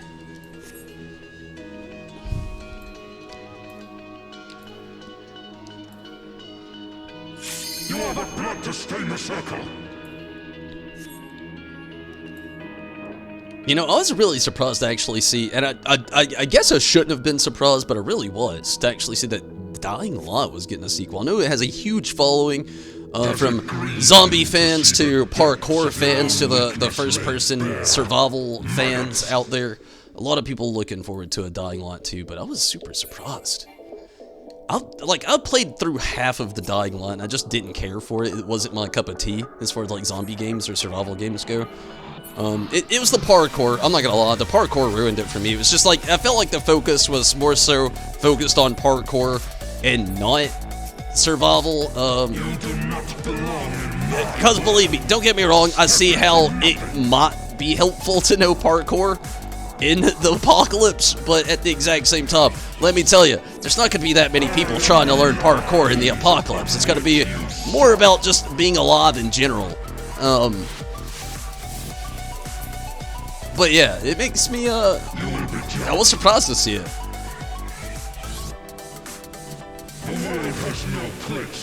I'm not gonna lie either, though. I was actually surprised last night when Minato said that Fallout 76 was actually getting an update that actually, was going to, have NPCs, more of a story, and the whole shebang. The thing I've been kind of discussing tonight, where I felt like it should have been in the game in the beginning stage.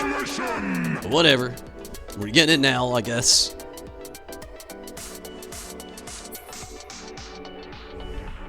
You will be judged.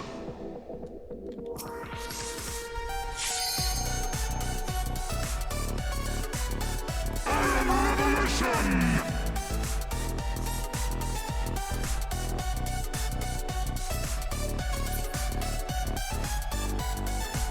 You will be judged. Kneel and repent. You are the blood to stain the circle.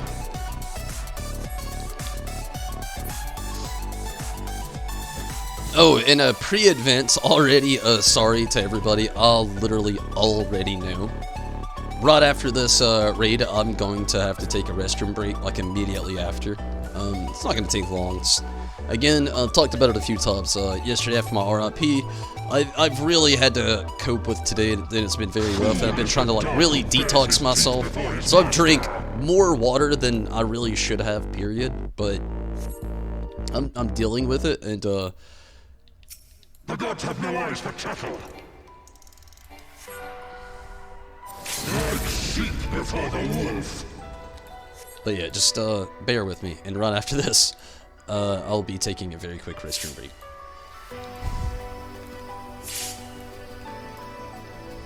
Sweet. Didn't take long. So what's everybody else looking forward to? I've talked about everything that I'm looking forward to as far as E3 has shown, as far as like the beginning of next year. 2020 is going to be one hell of a year for gaming, which I'm very, very, very excited to see come upon us. It's coming very quickly, I might add, a lot faster than I even thought it would myself. But yeah, what are you looking forward to? If you haven't already told me, tell me now. Give me just a moment and I'll be right back.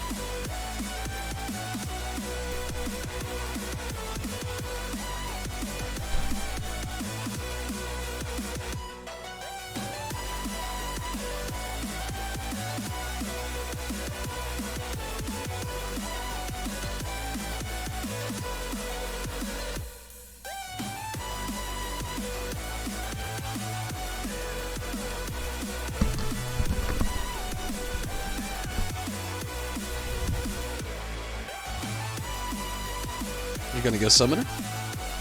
So, Readerana and Orabot. Yeah. It's pretty much all I got kind of really planned.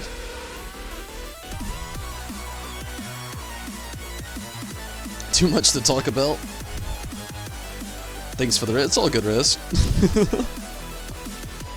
You don't really play any other games?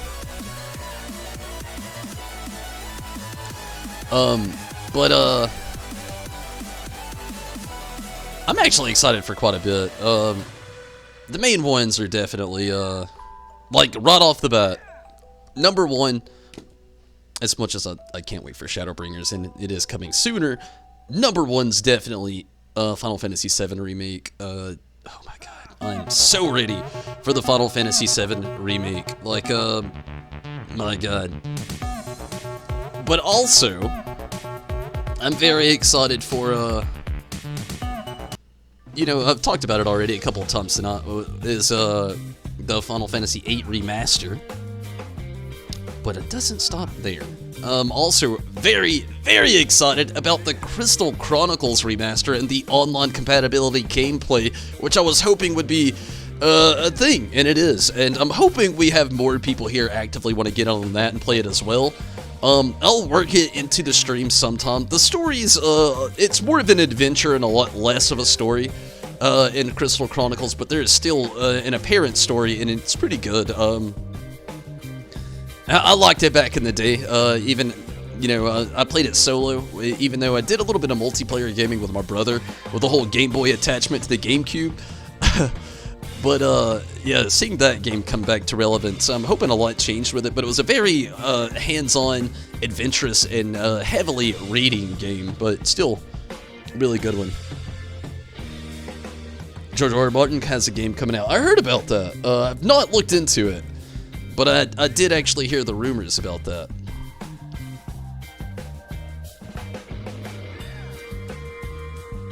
Code Vein finally has a release date. Yeah, I saw that as well. I was really looking forward to Code Vein, but it seems like the more of the relevance of the game that comes to play, I'm a little less hopped about, I hate to say. Originally, it looked very Final Fantasy 14, or not 14, 15. I mean, it looked very close to the playstyle of Final Fantasy 15. But like, Now it's looking very much closer to like Nier, and you know, for Nier fans out there, it's probably great. Like, and I'm a somewhat fan. I like the story and everything I've played of Nier so far, but as far as the gameplay, it is, as for a genre that I really typically try to shoot for, it's not where I go. Which I'm not saying anything bad against it. Like, it's very it's a hard game. Like, you just don't get used to a certain style of gameplay. It's all I could ever say. Like, it's a hack and slash platformer, shoot 'em up. It's a hell of a game. It's a hell of a game. Yeah. It's looking like Code Vein's kind of like already kind of starting to have that kind of like tier. I also heard that it's going to be very Dark Soulsy, which has me a little bit of kind of like, ugh. I don't know about it. I just typically don't like to get stressed playing games. And sometimes some games make it stressful to get through certain things. Cue us in the next one. You forgot that you have work at 7 tomorrow and I have to go to bed soonish. Yeah, I was actually, to be honest, waiting for you to get back. That was my bad, zombie.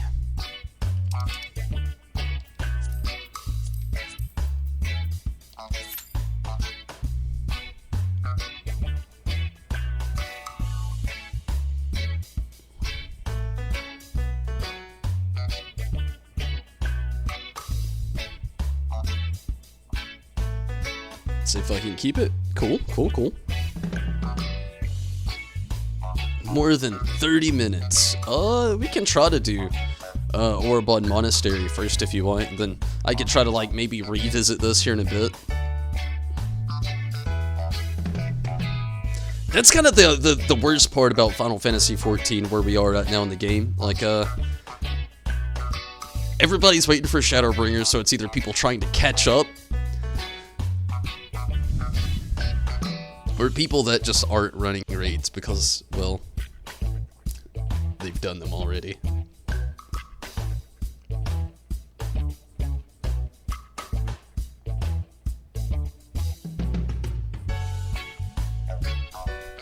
We'll see how long it takes though. But yeah, we can try to do Orabon Monastery first if you want, and then try to maybe circle back to this one here in a little bit. Look like a mix of Dark Souls and God Eater. It'll be hardcore as fuck. Yeah, see, that's exactly kind of like what I was thinking, Steven. Like, word for word in a way. I don't know, it's like, when I first heard about the game, like I said, it started to sound like and look like very Final Fantasy 15, maybe a little bit of Devil May Cry-ish. And now it's looking like exactly what you said. I've never played God Eater, so I can't reference that. But Dark Souls, those kind of genres, just, oh man, it's Stress City. It's like if you were looking for a headache, that's the way to go. It's like, yes, bring on the difficulty. I wanna be mad. Yeah, you know, that's the way to go. But I don't like feeling that way. Oh, you'll pass. You don't like super hard games. See, that's me. Maybe Q is for both, and we can do whichever one pops first. Whew. Crazy. Sounds good, though. I can do that. Little roulette. Little raid roulette. It's probably gonna be Orabon Monastery, though. Just say it. It's probably gonna be Orabon Monastery.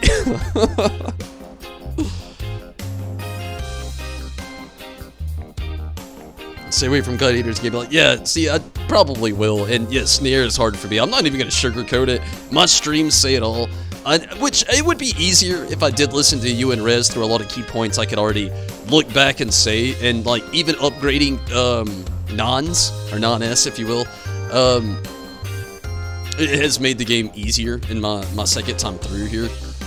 But my god, I can't sugarcoat it and say it's not a hard game. Like, it brings on the difficulty, which I have made it harder on myself, but not upgrading anything and just being an idiot. But, like, just say it.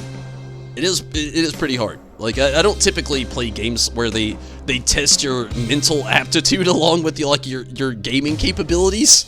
And that game really does that. Like, they test your metal as far as, like, did you play Galaga when you were, like, a child? Did you play Centipede when you were a child? Did you play Meteors when you were a child? Asteroids? Did you play Mario? Did you play Final Fantasy?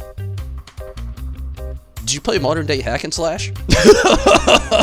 That's Nier Automata.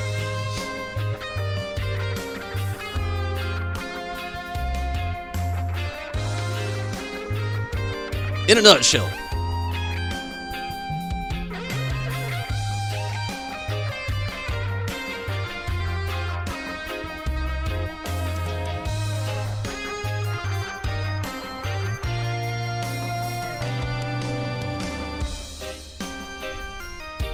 So, Zombie, how far have you made it into your playthrough of Nier? How's it been for you? Maybe you've had a little bit better of a playthrough than I have with it. Really, well, I feel like I wasn't open-minded enough with my first playthrough. Like, I felt like I was jumping into a game that was going to play a lot like Metal Gear Solid beats Final Fantasy 15. And instead it was like every game that I played when I was like not even 10 years old, mixed with all the games that I've played since I've been 20. I'm 25 now, so that's a lot of games. But yeah. You did play a lot of Geometry Wars back in high school, so you was prepared. You played it like one day, and that's it. Really? Yeah, like, to me, it just has so many fundamentals and capabilities of so many older nostalgic games, mixed in with, like, such a modern-day system that it works, but if you're just not ready for it, it's just, you're not gonna be able to do it. You'll be like me, you'll be like, what the fuck?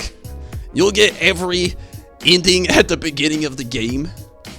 2 for 2 so far.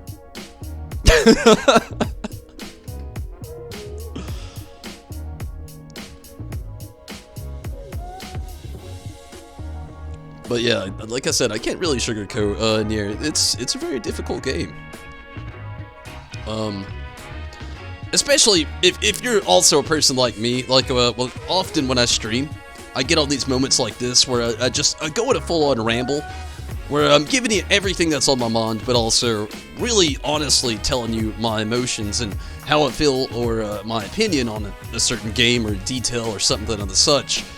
And trying to do that while playing Nier is also so super hard. I'll be trying to describe what's going on and how I feel about it while trying to play through it, and my brain is just like shutting down on the inside, just saying, this is too much. You were like over multitasking. There's an ending for taking out the OS chip and eating the salmon. Really? You liked it a lot, just don't have motivation to get into other games besides Final Fantasy XIV. I feel ya. Don't do them now. They're game overs. Sounds like game overs. Let's eat the salmon. I've got parasites as an android. Let's take out the OS chip. That just sounds like a bad idea. The fact that that's an option is so fucking crazy.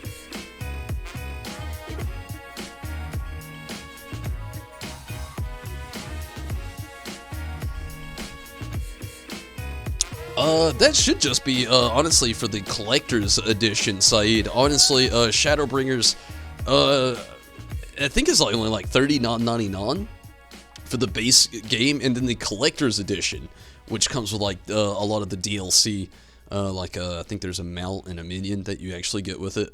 That's actually $60, which would round out after taxes to 63, but yeah, sounds about right.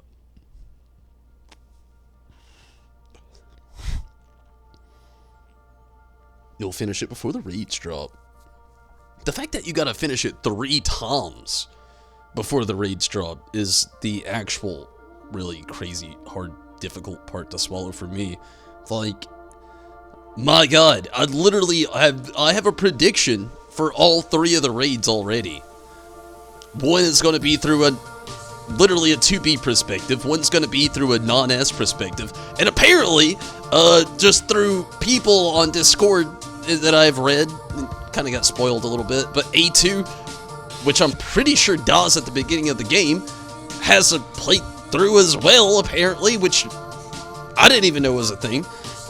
Whatever, I'll get there, but yeah, and I feel like that is gonna, like, very heavily play into the tiers that we have to go through the raids.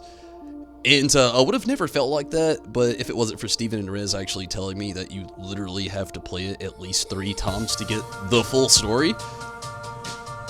And then after actually starting my second playthrough and getting the fact that you're playing the game through different perspectives of people, which makes sense why you need multiple playthroughs, but also kind of gives me hindsight on what these raids might hold.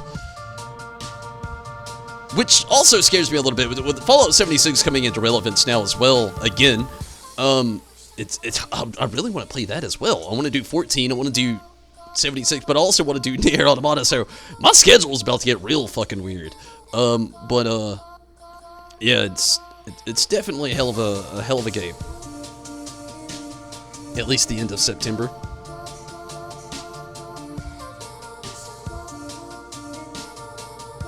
The oils in the salmon destroy the circuitry and stuff. Really?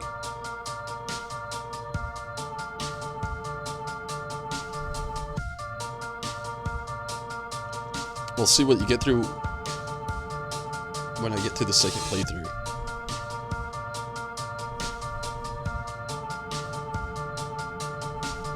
Yeah, Saeed, that definitely happens. We always have these patches that get released, like, actively, like, basically every 3 months. Final Fantasy rolls out with new content, which is really awesome. It may not always be long, and sometimes it's a little grindy, but, basically, like, every 3 months. If you play it like I do, which it already looks like you will be doing, and you get in here pretty, actively, like, daily, multiple times a week, whatever, you'll end up running into that, but, like, basically, yeah, every 3 months, we get new content that we can grind out for a little while, and, yeah, you know, it just doesn't stop, believe me. There's a reason we have to pay the subs every month that I was talking about earlier, like, there's a reason, and it makes sense. They are very, very great with putting out content for Final Fantasy XIV, which I can definitely proudly and comfortably say. I don't agree. I don't want more Eureka. I didn't even do the last one. I don't like the hard grind. I just get annoyed with it, really. Like Eureka, for example, it's not a hard grind. That it is, but it isn't. Eureka is a group effort that you literally have to lay in on a whim that people are gonna do, which people did for a while.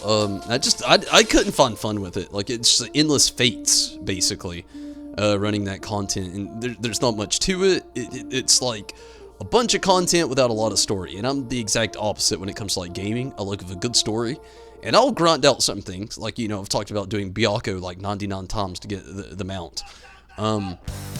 So there's things that I'll grind, of course, but, like, to an extent, it just gets, ugh. And, like, Eureka, for example, I refuse to do it. Like, I started Eureka, and at the beginning of the cycle, I literally just said, no, I'm not doing this. I didn't have fun with it, though. That was why. And there was other games I was actually actively wanting to play, and even now, you know, it's not as tantalizing to even want to do it. Like, the perks of actually doing it, you were like a hair better than the average player on here. You probably have item level 400 reached. Maybe, I'm pretty sure the weapon's only like 405. As soon as Shadowbringers is released, as soon as, like, the first, like, relevant boss is released in Shadowbringers, it's going to be an irrelevant weapon. So it didn't seem even worth the time or effort for me.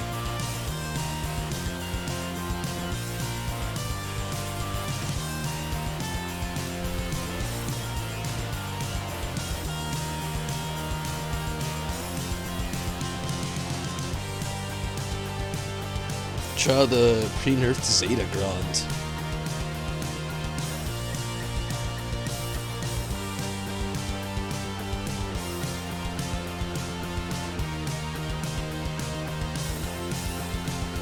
It's just annoying. Yeah, I agree. Very annoying. Zeta was the relic in 2.0. Took a hell of a lot longer than 5 months to get it too. Whew. That's it's a bit much for my taste. 5 months of doing constant content. Don't get me wrong, I love a steady grind. But when the grind becomes so grindy that you were just like not having fun anymore, that's where I draw the line. I can't do that. I game for fun. And I'll be right back. I'm so sorry, everybody. I know it's not. Just thank you for bearing with me again as well. But I have suffered through a lot in the last few hours. In the last 24 hours, I've put my body through the most pain that I think I ever have in my whole life. Just by eating sour food, which is weird, but it's true. Give me just a moment. Gonna take another restroom break again. I've had this detox phase I've been trying to go through all night. And just thank you again so much for working through it with me. I'll be right back.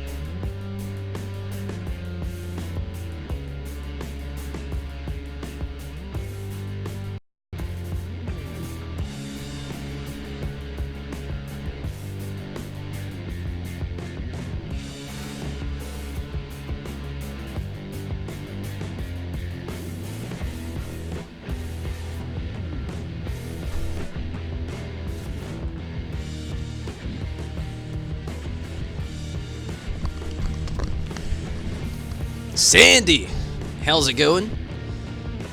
How am I tonight? Not great. But thank you for asking. Glad that you can make it, Sandy. Sorry I might have saw you a little late. Hopefully not too late. You haven't done a single relic quest in this game. Oh, whoa, what?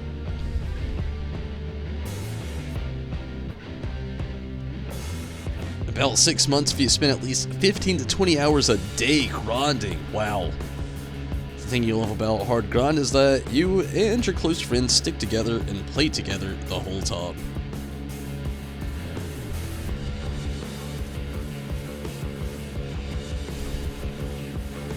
You had limited time? Man.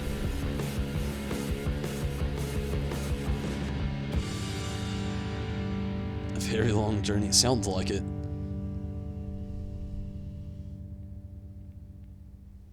That's just too much of a grind. Honestly, like, if you want to know what I really mean, Saeed, there's probably a lot of people last minute Eureka grinding, and I mean a lot of people probably last minute doing it right now, that you could probably jump in on. It's pretty easy. You could go to, like, Eureka, but let me tell you, if you're not a fan of Fates in the game already, that's what turned a lot of people off like myself. Like, the whole Fate system of the game, it's literally the one I figured it would be, though it didn't happen, and it's gonna, yeah, I knew it would happen again, but, that's a big thing I'm actually really afraid for as well, in, Shadowbringers. It looks like they're doing this weird little thing that almost forces us to do some Fates, which is kind of shitty, and I don't like, because Fates are random team based, which will either go into your favor or you're just gonna have a constant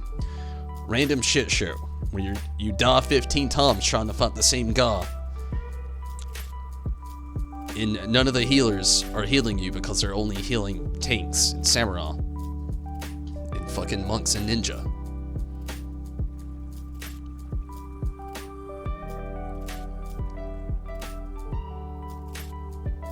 Rez, you love Fates? What? And I hope not, Steven.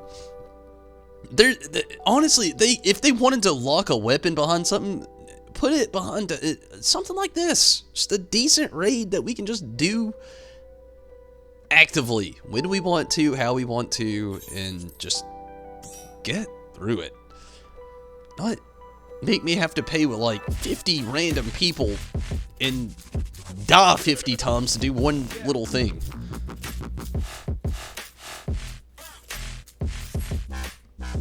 Open world content? I agree, not Fates. Like, maybe open world content would be cool, where more people could play together actively. But not Fates. I agree with Steven. I do not enjoy Fate grinds. It's just not fun. It's literally the reason I will not finish the Sylph's Beef Chop quest. Like, it's not unbearable. It's just not fun. It's locked behind Fates. Fates require people. To clear Fate requires good people. G-U-D, not G-O-O-D.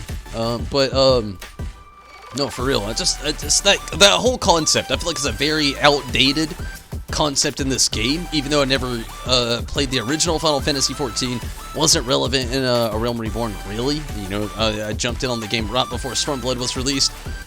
But I gotta say, if there's one thing I can say I do not like in this game more than anything, it's Fates.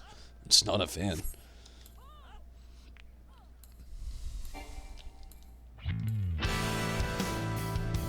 You Fates a lot to level.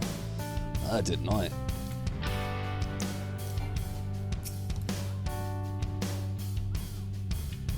Yeah, most of them because of Zeta. Oh, wow.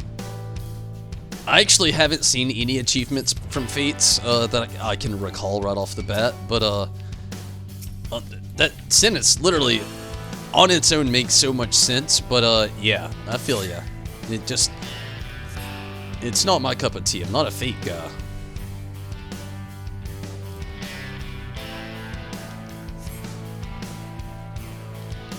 Like, I'm not even really a Leaves guy either. Like, obviously, if you look through a lot of my gameplay, like, I did a lot of quests. Like, I'm a huge story chaser, and I'll fight some random shit, you know, and I'll run through dungeons. I'm a dungeon crawler and a story chaser. You set me on an unnecessary grind, and then I'm just gonna not enjoy it. Like, I'm a big gamer when it comes to, like, escapism. And, you know, if you understand escapism when it comes to, like, gaming, grinding isn't a part of it. Like, my life is a grind.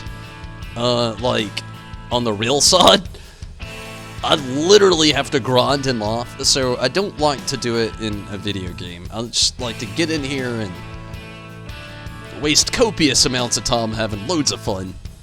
Luckily, most of Final Fantasy XIV, like, tends to that need, so to speak, but like a lot of the grindier content and like just like the ultimate content, like I just refuse to play because like 1% of the game can clear it. I'm never gonna get a party that can clear it, so I'm just like not even gonna actively even fucking try it. And the people that have cleared it like once and never did it again. Kind of like feel it in the fire out there. But yeah, I mean it kind of goes up there with that. Like, once you get things to a certain point where it's like, you just can't do it and have fun, you've already lost my interest. That's the only reason I'm here. For fun. But I feel, you know, a lot of people actually like that. You know, that sense. Like, a lot of people don't have very active lives where they actually have to, like I myself, I work in physical labor. That's one of the reasons why I feel the way I do a lot when it comes to, like, running certain content or doing certain grindy things. You know, it's just, my life is work. I'm not trying to work while I'm trying to escape from it at the exact same time. But a lot of people don't have that, you know. A lot of people, they just generally seek that grind, and I completely understand. You know, I feel like it actually actively helps you have things to do throughout your day. It makes a lot of sense, and I get that. And hopefully it does help you. But for me, in general, it does not. It makes me very frustrated. And I literally play video games, like I was saying earlier, for escapism. It's one of the things I promote a lot. As far as like gaming, like I get it, but it's something I've always done as far as gaming. It's what I enjoy the most. Just like, you know, you're taking a step out of real life, and you're jumping into like some virtual character life where you can actively be a hero or maybe sometimes a villain, depending on what game you're playing. But it's just such a stress reliever to have that sense of escapism.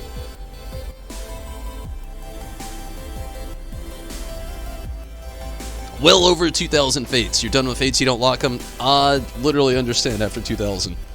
That's a lot. 2,000 fates. Let this be your final testament. Shit, we all died. Not all of us.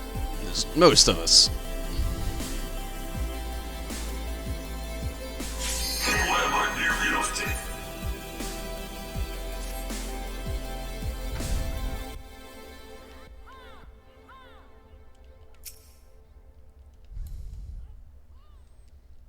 I am gonna need a heal.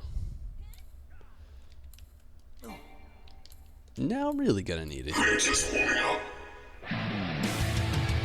Woo. Yeah, that didn't happen.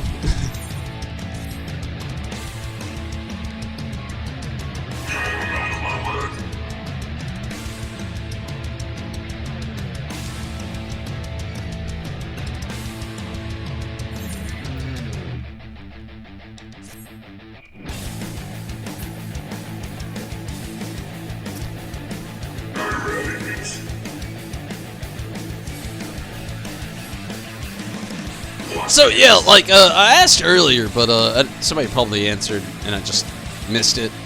But did they actually release an Elder Scrolls 6 trailer? Like I'm gonna watch the Bethesda E3 recap, like literally right after the stream. But I really want to know. I really want to see what they're adding to Fallout 76 further as well. I'm very excited to get back in that. And if it does actually get released this week, which it probably is, I think Minato said it does. Definitely trust Minato. I'm probably going to be doing a little bit less. I'll still do Nier, probably on Wednesday. But also, throughout this week, if that's the case, instead of Thursday doing more Nier, I'll do Fallout 76, and then maybe Fallout 76 or Nier on Friday.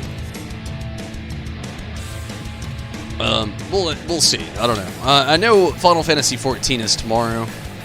Fallout 76 maybe on Wednesday, and then maybe again on Thursday. Possibly again on Friday. I don't know. I really want to get Nier back in there as well. These hills are literally killing me. Literally, and not. Ugh. Anyway, but yeah. Want to keep all 3 games still actively going. Saturday is definitely going to be Final Fantasy 14, but yeah, really want to get in on some 76 as well. Which, Minato, if you're here, like, no doubt, definitely re-download the game. Like, I will be on in the coming of days. Legit. Will be on.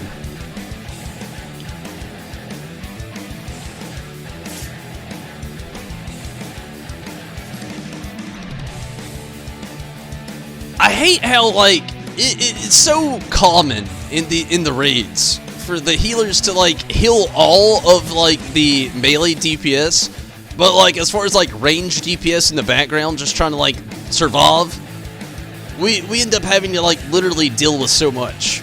Like, just getting the eventual heal, maybe.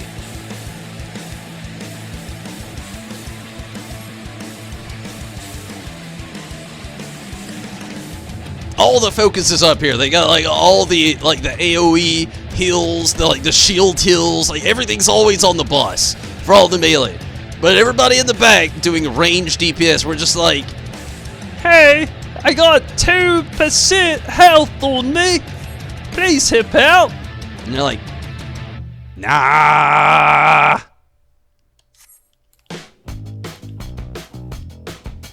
You got this. I don't got this. You got this. Okay.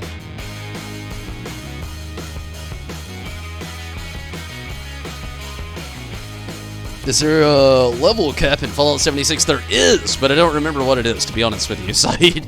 It's been a little bit since I've been in there, I'm not gonna lie. Again, you know, I was talking about it earlier, like, the base game did not really leave much of a room for people to want to keep playing. So that's why I'm so excited that they're doing more with the game itself. And, you know, I'm actively gonna be playing more of it, and Riz, I hope you get in there with us, but, like, yeah, as far as the initial game goes itself, it's they didn't do a good job at the beginning. But I'm thinking they're about to save it. Like, they're literally, like I was saying earlier, adding all the things that should have been in the game from the beginning into it now, which is very exciting. And I'm hoping it does actually fix just as much as I'd hoped it would. Oh, man. But we'll see.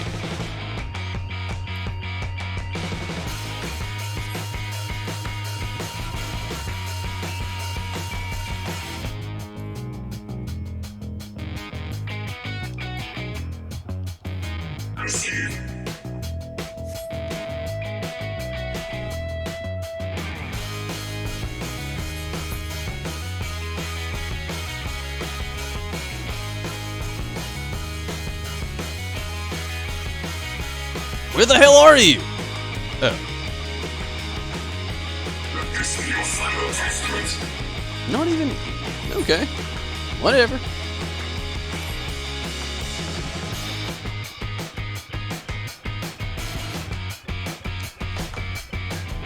You don't know why it's so annoying this time. Well, I know exactly why it's so annoying this time. One, I'm talking about new shit and rambling on.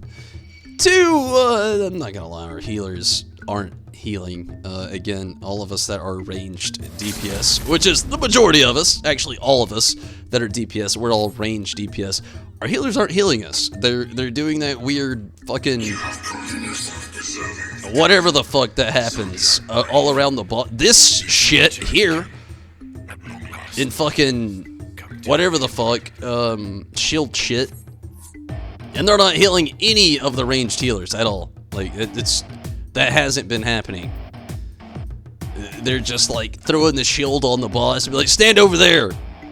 And then they're not standing over there, and you're either taking tank hits or, like, non-heal DPS hits.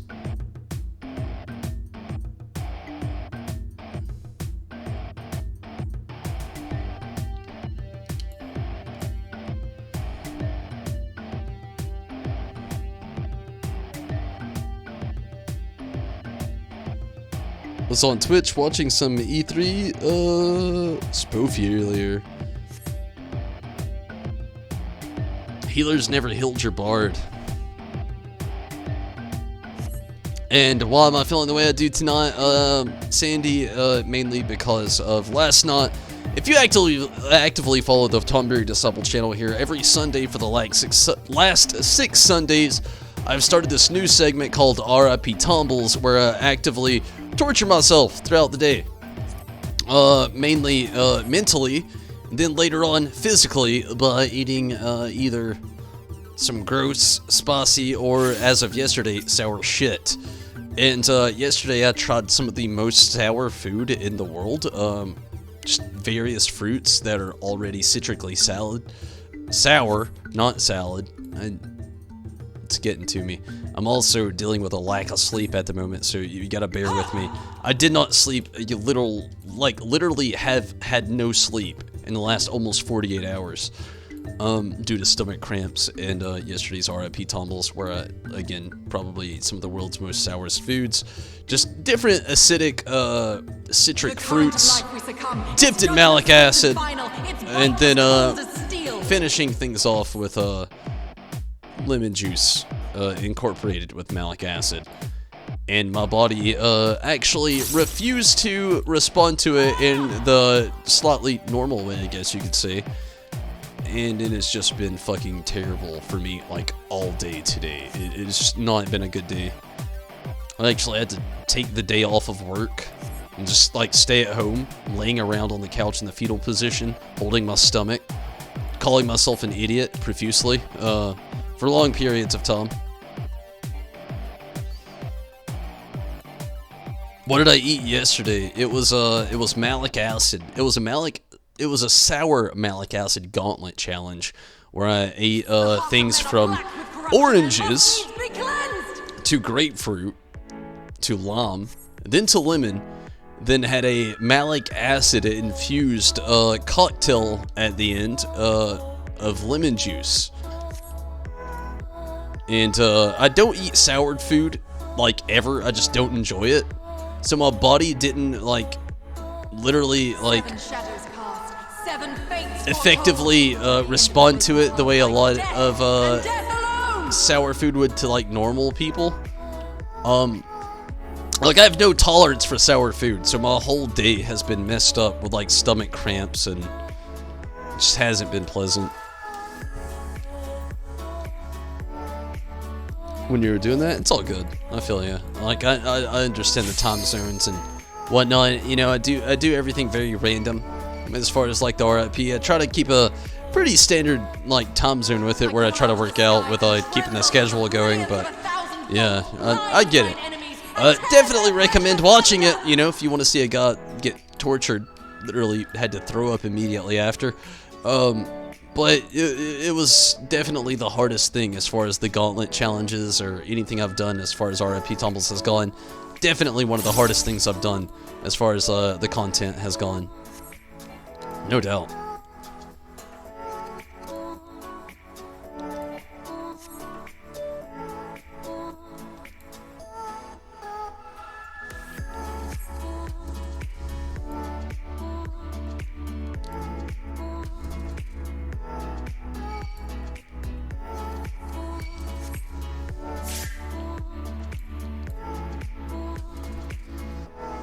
The dreams of men are fleeting, yet they must be embraced if they are to flourish. Have you the faith to do as much?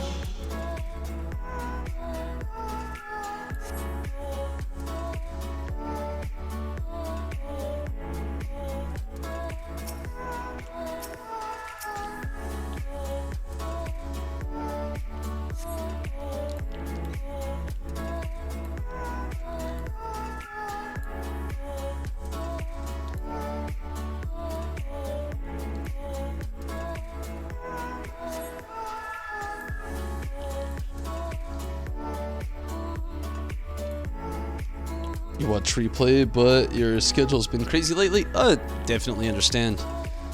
It's how real life goes. And I definitely get that. Even my own schedule gets so crazy sometimes. I definitely understand. No doubt, Sandy. If you get the chance, though, it's on a playlist. It's not going anywhere. You can watch it on YouTube whenever you want to, if you want to. No doubt, it'll be there. They who dwell aloft have spoken. Let their words echo in your empty soul. Ruination has come! Ruination has come. I'm so curious. Now I know.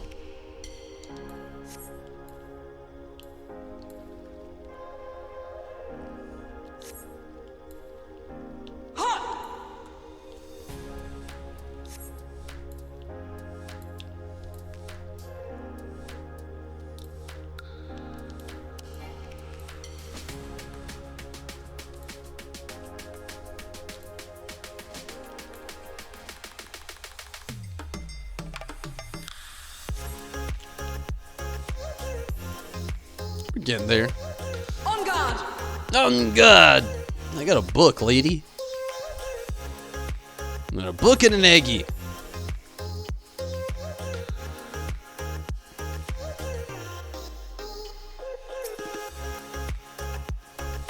You know, something else I'm still really curious for as far as like Shadowbringers goes, it looks like the whole Crystal Tower raid is coming into a lot more of a relevance as far as like the required story to be played. But what really gets me is like the whole the fact that it's kind of an optional quest still yet. Just it baffles me. I guess is the best way you could say it. Like, the fact that it's still optional, but now it's becoming like forefront questline shit? Like, what? I don't know. We'll see how it works out, I guess. I'm excited, but there's a lot in Shadowbringers I'm still confused about. Like, they're just not connecting dots that they should be connecting right now. Again, I still feel like we're getting given a map with no destination, only a current location, and then no trademarks or landmarks distributed, and then a random fucking compass. I feel like that's as far as they've like driven us and drove us, or led us, so to speak, to everything that we know about Shadowbringers right now.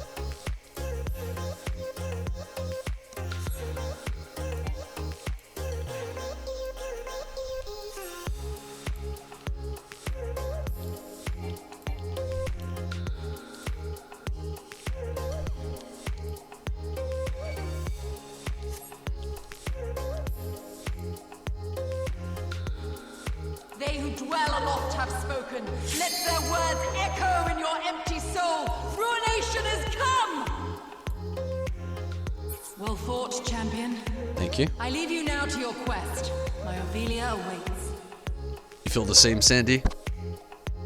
Yeah, I mean, just... I mean, I guess we'll see how Tom actually plays out, you know?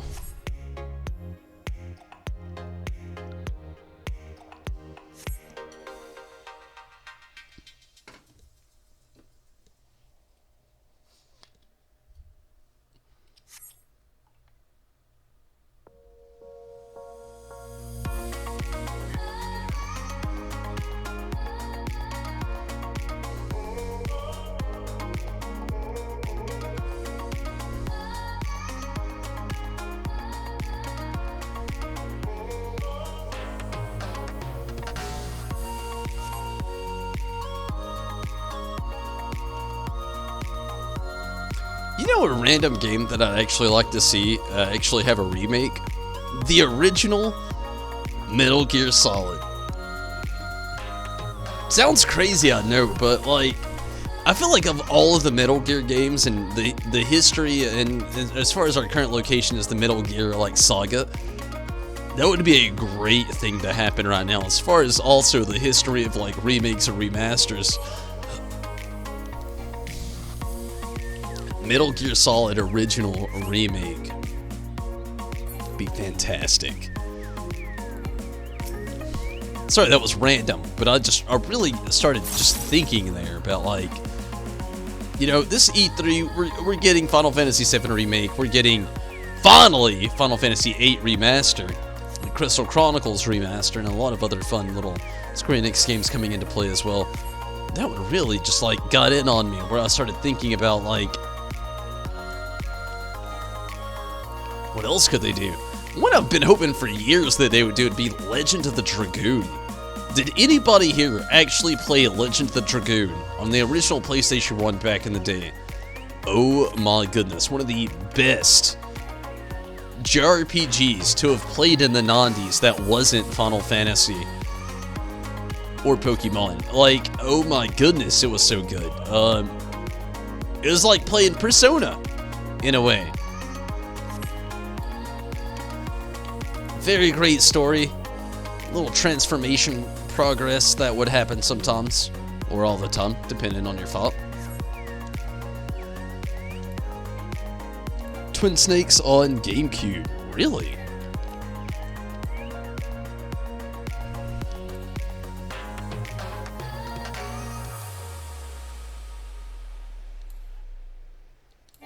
Been playing Final Fantasy 11 a lot lately.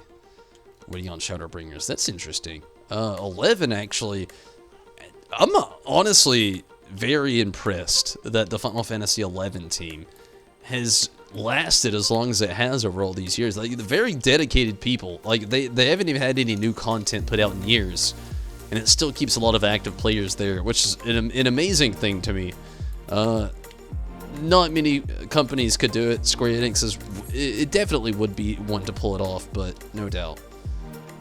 definitely an amazing thing. And I hate to do this, but I'm gonna have to just like take a very quick restroom break, really quick. I'm gonna make this super quick. Not gonna make it a big deal. I'll be right back.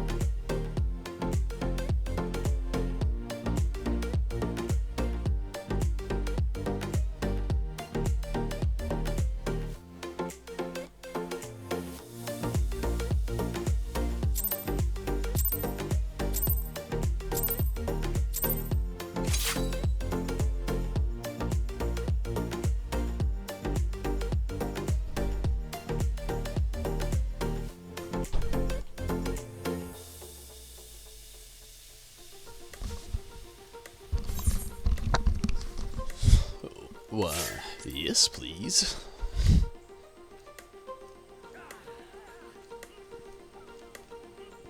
I call out to the skies and tremble as the brilliance of 1,000 bolts blinds mine enemies and tears their flesh asunder. Showed some Final Fantasy VII remake on E3 when you watched earlier.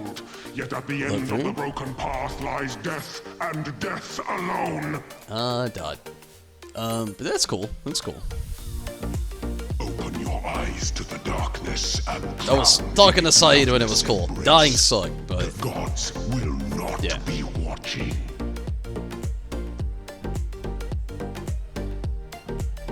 Misfortune hangs heavy on a head once held high.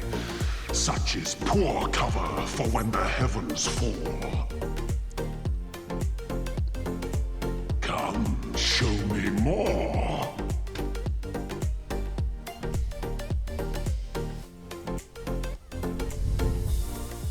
To the current of life we succumb, its judgment swift and final, its bite as cold as steel. It's not looking too great. But, yeah, I don't know. 2020 is going to be a great year. To die by the sword. There was actually another game. In the flames of Gosh, what was hell. the name of it? Square Enix actually has another game coming out that had the makers from Gears of War Judgment, Is the blade which looked that really, severs the really, villain's head. really interesting Endless is the path as that well. leads you I've yet to from talk hell. about tonight, which I wanted to actually get into as well. Like, I can't remember the name, but Square, and that it just sounds so interesting. Like, apparently, you get to create your own character. I mean, there's just like a lot of different things that were getting announced to this game that sound very interesting. Not to mention you get to play online with other people as well. Sound really interesting. I don't know. Curious about that. Again, I can't remember the name though.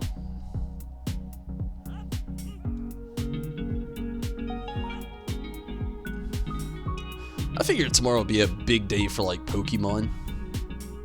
I know with it being Nintendo Switch, we're obviously like Rez was talking about wanting to see more with Super Smash Bros. We'll probably see more with Sword and Shield. There was an actual legendary drop not long ago about that, which I haven't played a Pokemon game in a little while, but still, yeah, I mean, it's kind of exciting. I know the Pokemon franchise definitely ranges in all ages of everybody, pretty much from the 90s to like now.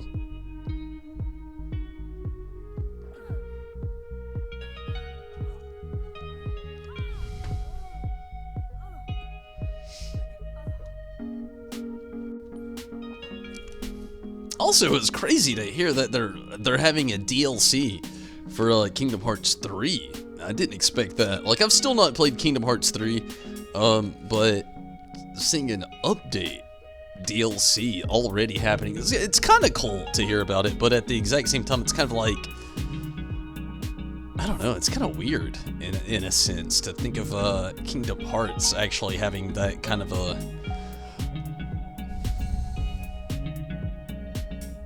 I have been called the God of Thunder. You will now know why. Upon my holy blade, the very world lies in balance. And now the scales will tip.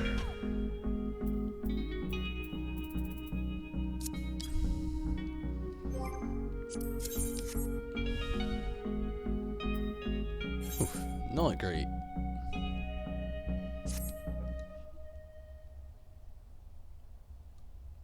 It's kind of why you play Red Mage. Yeah, I feel you. The own healing capabilities. Definitely understand you there. That's the thing about Gunbreaker. That actually has me the reason I was with Alliance B is because I was pissing and it came back and I was dead the whole time. So if you want to know the relevance behind the person saying any blame upon myself, which literally I swear to you, this raid is so old, me even doing shitty in here doesn't justify for a lot of people dying. Just to put that blunt, you know, I love it when somebody loves to blame the one streamer they know is a streamer. They're like, oh, that guy's a streamer and he was fucking off and he got us all killed. I play fucking DPS. I didn't get us all killed. Shit happened between healers and tanks, and it didn't turn out too right. Let's put that bluntly out there. But getting back into things here, definitely curious on how a lot of it goes. It's fun, yeah, it's all good. I'm literally used to it. Like I'm a summoner. Like I'm a summoner and a streamer. Believe me, I get hate a lot. Like, people initially have so many expectancies when they're playing with a streamer. They're like, oh my god, we're gonna clear this so fast! But then you got those people who's like, yeah, I don't gotta work as hard. Or you got these people right now where we literally don't have our tank with us. We're gonna die again! We have no tank right now for the Group C. Our tank is doing other things, not even here with us right now. So, is it gonna turn out well? No! It's not!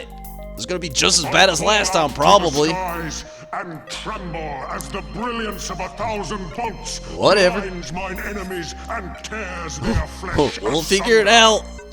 Tank's here now. Cast 7 He's here now! Yet at the end of the broken path lies death, and death alone. You mean Paladin and Warrior? Skeptical about Gunbreaker tank. I'm very excited about Gunbreaker. I've actually never played Paladin nor Warrior. The only tank in Final Fantasy XIV I've actually played in this game has been the actual Dark Knight. And, you know, it's okay. The thing about Gunbreaker that I really hate how much this guy talks. Like, if I have one review about this whole fight, this guy could have said a lot less. Because he just keeps fucking going. He just doesn't stop. But I gotta say though, as far as like something that stands out to me very, very much, again, just doesn't stop talking. This guy literally always has something to say. But Shadowbringers, the one thing that it really does bring on with the Gunbreaker to me that is very intriguing is the self-sustainability. Which is a big thing in this game. A lot of people are trying to get more and more into the healer these days, which is a good, I swear to fucking god, I hate how fucking much this guy talks. Just like, shut the fuck up. No kidding. Like, Square Enix. This is unnecessary. Shut up! But, no doubt, I honestly feel like, some points in this, it gets a little overkill, and I kind of hope that's, like, not a thing for the future. I guess we'll see.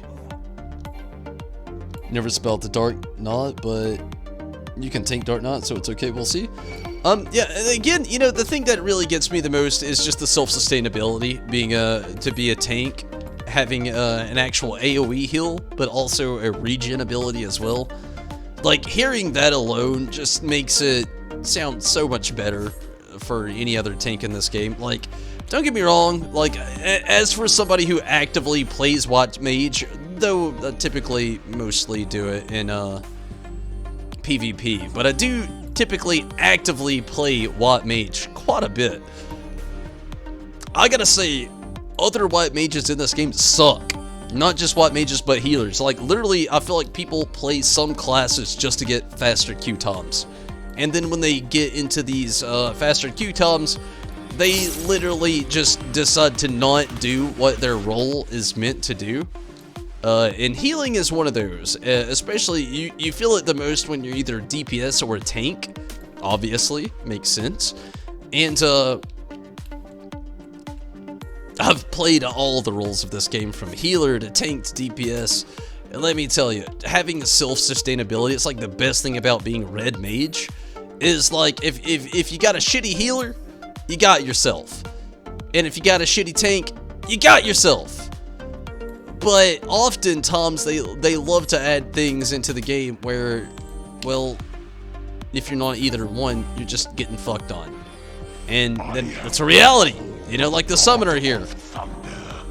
You will now know why. So having that self-sustainability with the actual Gunbreaker makes it much more appealing to my standards. But also, I feel the fear as well. Like, the fear, the only fear I really have that comes is just the healers that are like, oh, you can heal yourself. We don't want to do that because we gotta worry about this other fucking tank over here and whatever he's got going on. We don't really know, but like we'll figure it out. You know what I mean, brother? We'll figure it out, and we'll get through this. But let me tell you, I gotta worry about this other guy. So you worry about your self-sustainability, and we'll worry about his heals.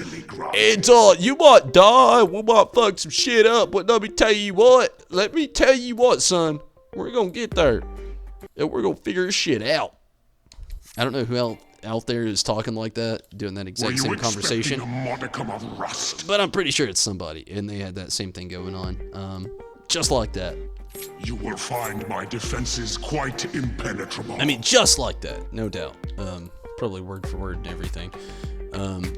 But yeah, you know, that's what I literally, like, lean upon when it comes to a lot of that stuff.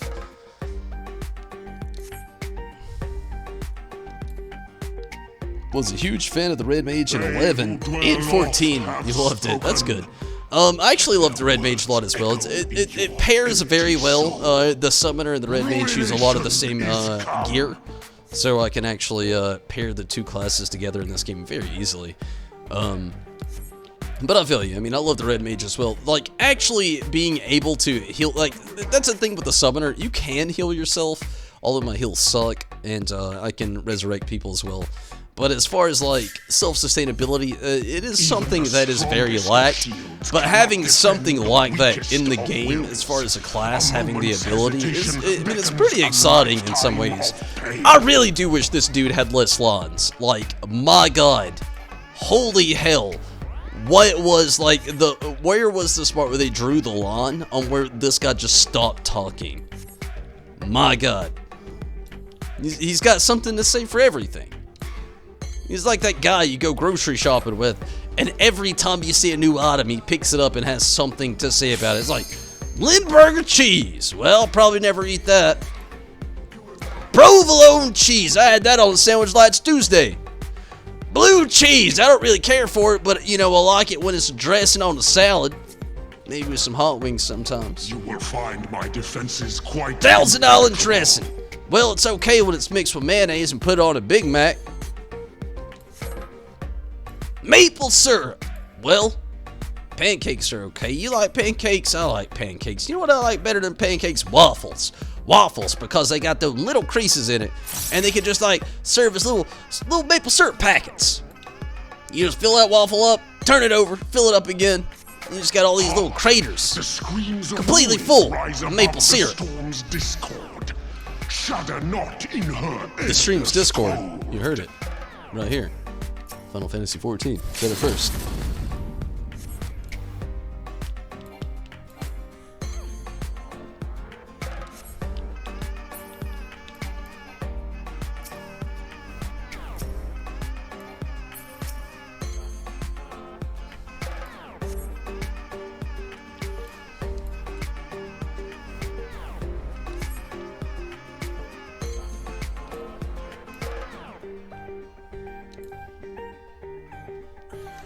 Come, show me more.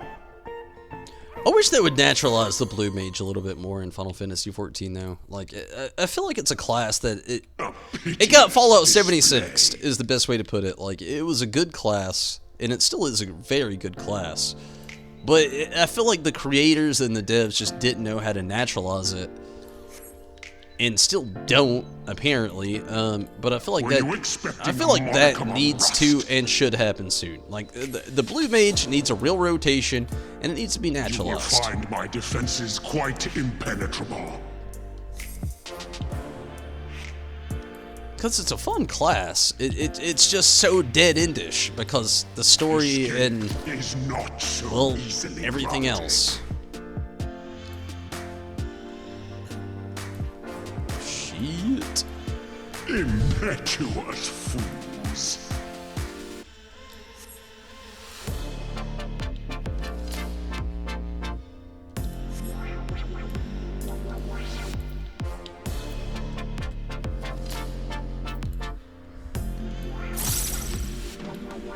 %. We're almost out of here.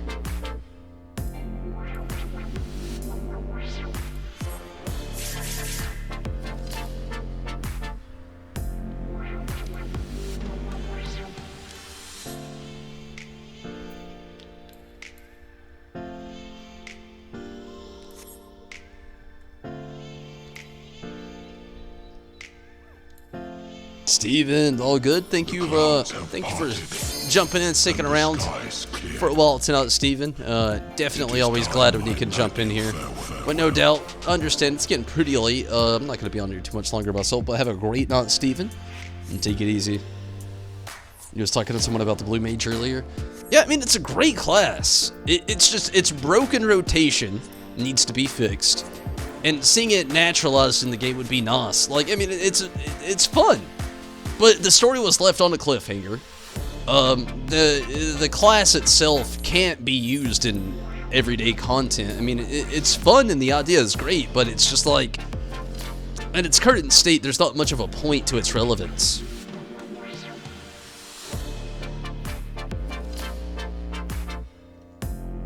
The Blue Mage from 11 was amazing and is cool.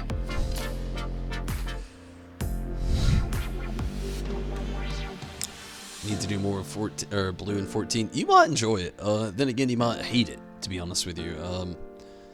I know a lot of people had old standards with the Blue Mage that it didn't actually meet up with. But, I mean, I enjoy it. But the Blue Mage, to understand it completely right off the bat, you have to take into account that the fact that the class itself was meant for solo play.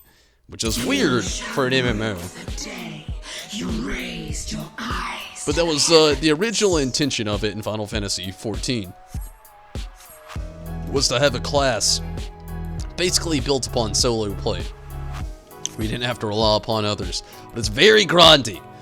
But within saying that, you might enjoy it, Saeed, honestly. I know you said you really like that grind. And it is definitely a grind. There's no way to sugarcoat that. It's one hell of a grind, to be honest with you. Takes a while to get some Blue Mage up, but no doubt, it's fun. Your very soul. It's pretty complex for you. You can get it res, honestly. Like, once you got the basic rotation down, it really isn't too bad.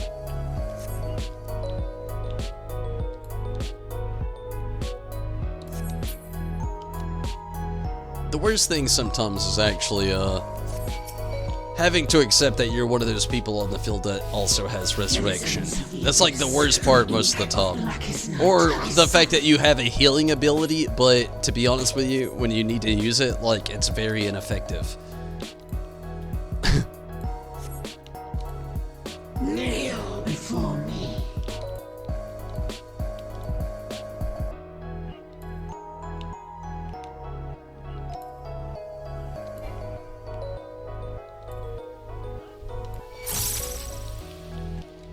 Denizens of the Abyss, from ink of blackest night, I summon you.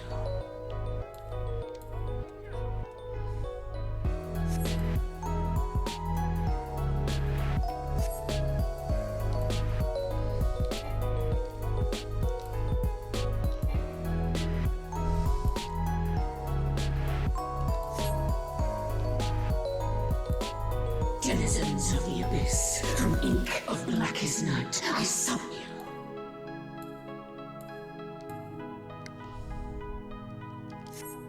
It could be made to play in a group of... But you enjoy blue in 14? They're gods in 11. Honestly, I feel like that's like the case of blue mage in like every other Final Fantasy game compared to 11. Like, every character, arguably, in Final Fantasy VIII is a blue mage, where you have the draw ability. You've got Quina from Final Fantasy, 9. I mean, we've had loads of examples of very good, very different, blue mage from all over the years in different series of Final Fantasy, and I gotta say, as far as things go, in 14, though it is a great game, it didn't really do the same as a lot of blue mage in older Final Fantasy games, so to speak. But they did do a lot.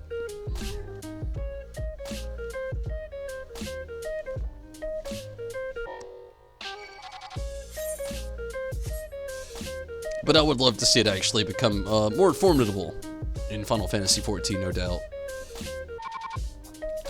More apparent. More relevance.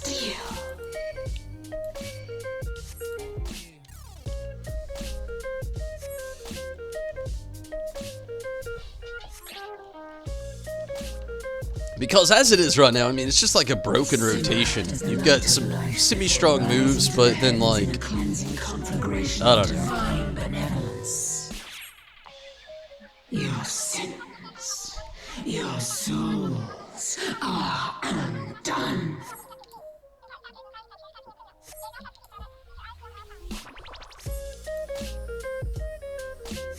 You will not intervene.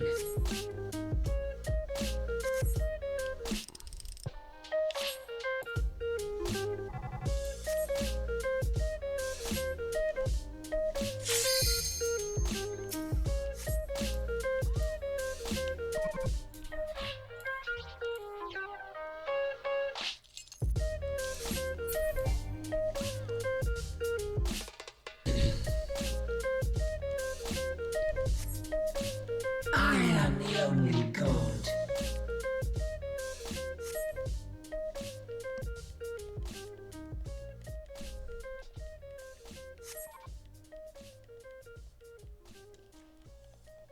Okay, should be getting that scene pretty soon, where we just gotta like run to the beginning.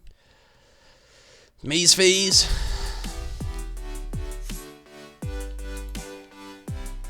I think this is it right here. Maybe not. Few can claim to have endured the might of my will.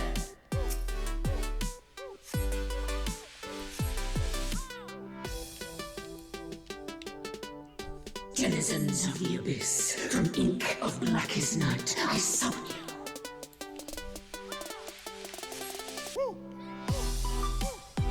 Kneel before me.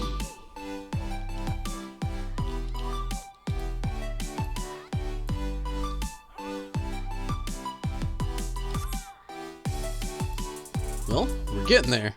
30%. Your very soul shall not escape my wrath.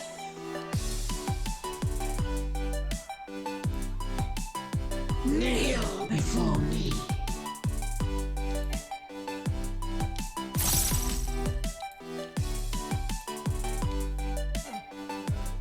Oh, super shit.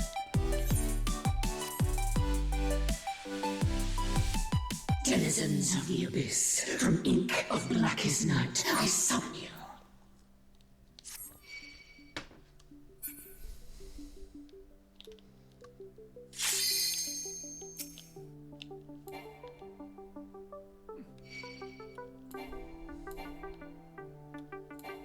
Denizens of the Abyss, from ink of blackest night, I summon you.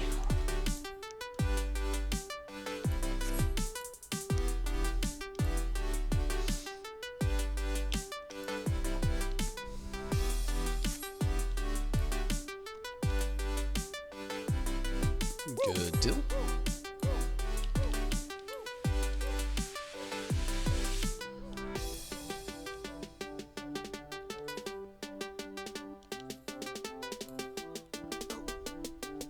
Not such a good deal.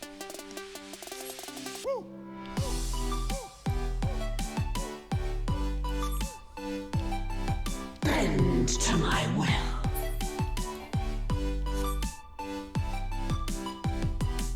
Oh, so this is that phase.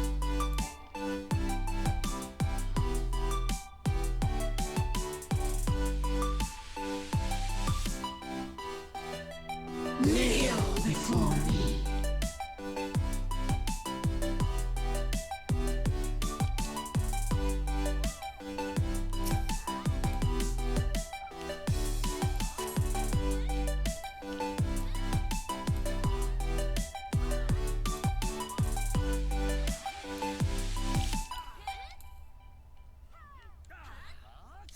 Huh? Huh?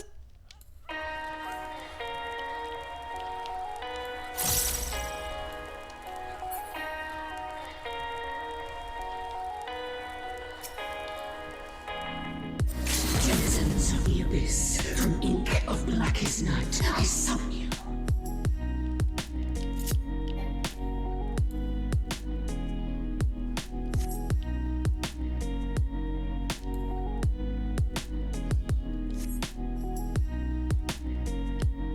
Your very soul shall not escape my wrath. Not my soul. I see it now, in you. How do you see my soul in me? Please just describe that secret so I can Denizens further of the look upon. Abyss, from ink of Twice? blackest night, I summon Okay. Give me the twofer, the threefer. Get me all of them. Let me know what it's like. That fourfer? Is that about to happen? 4 for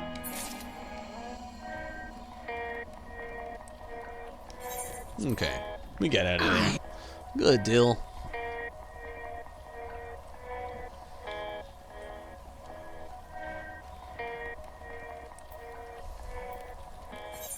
Just gonna player calm and get out of here.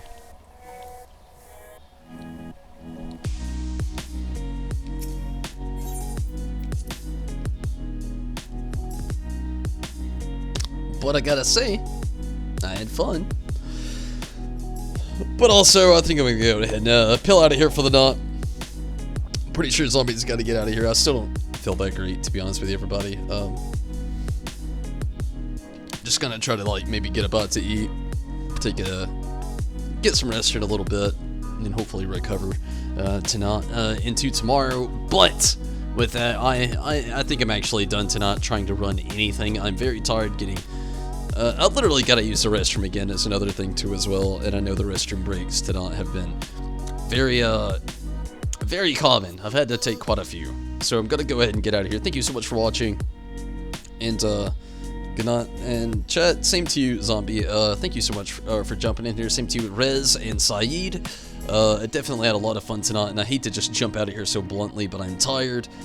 I need to get some food in me. I've got work tomorrow, and honestly, I need to recover a little bit further. And good night to you as well, Saeed. But and I know Steven already got out of here, and anybody I may have missed along the way. I'm not really gonna try to read through the chat so much tonight. I'm just trying to get out of here. Honestly, I'm just not feeling that great. But thank you all so much for watching. And until next time, we'll be back on tomorrow. We'll be doing more Final Fantasy XIV. Gonna try to return with Nier pretty soon. Also, I'm gonna watch the Bethesda E3 stuff tonight to kind of like see what I missed with the Bethesda event yesterday, but also want to see a little bit more info on Fallout 76, and I'll have a follow-up on when I'll be jumping back into that pretty soon.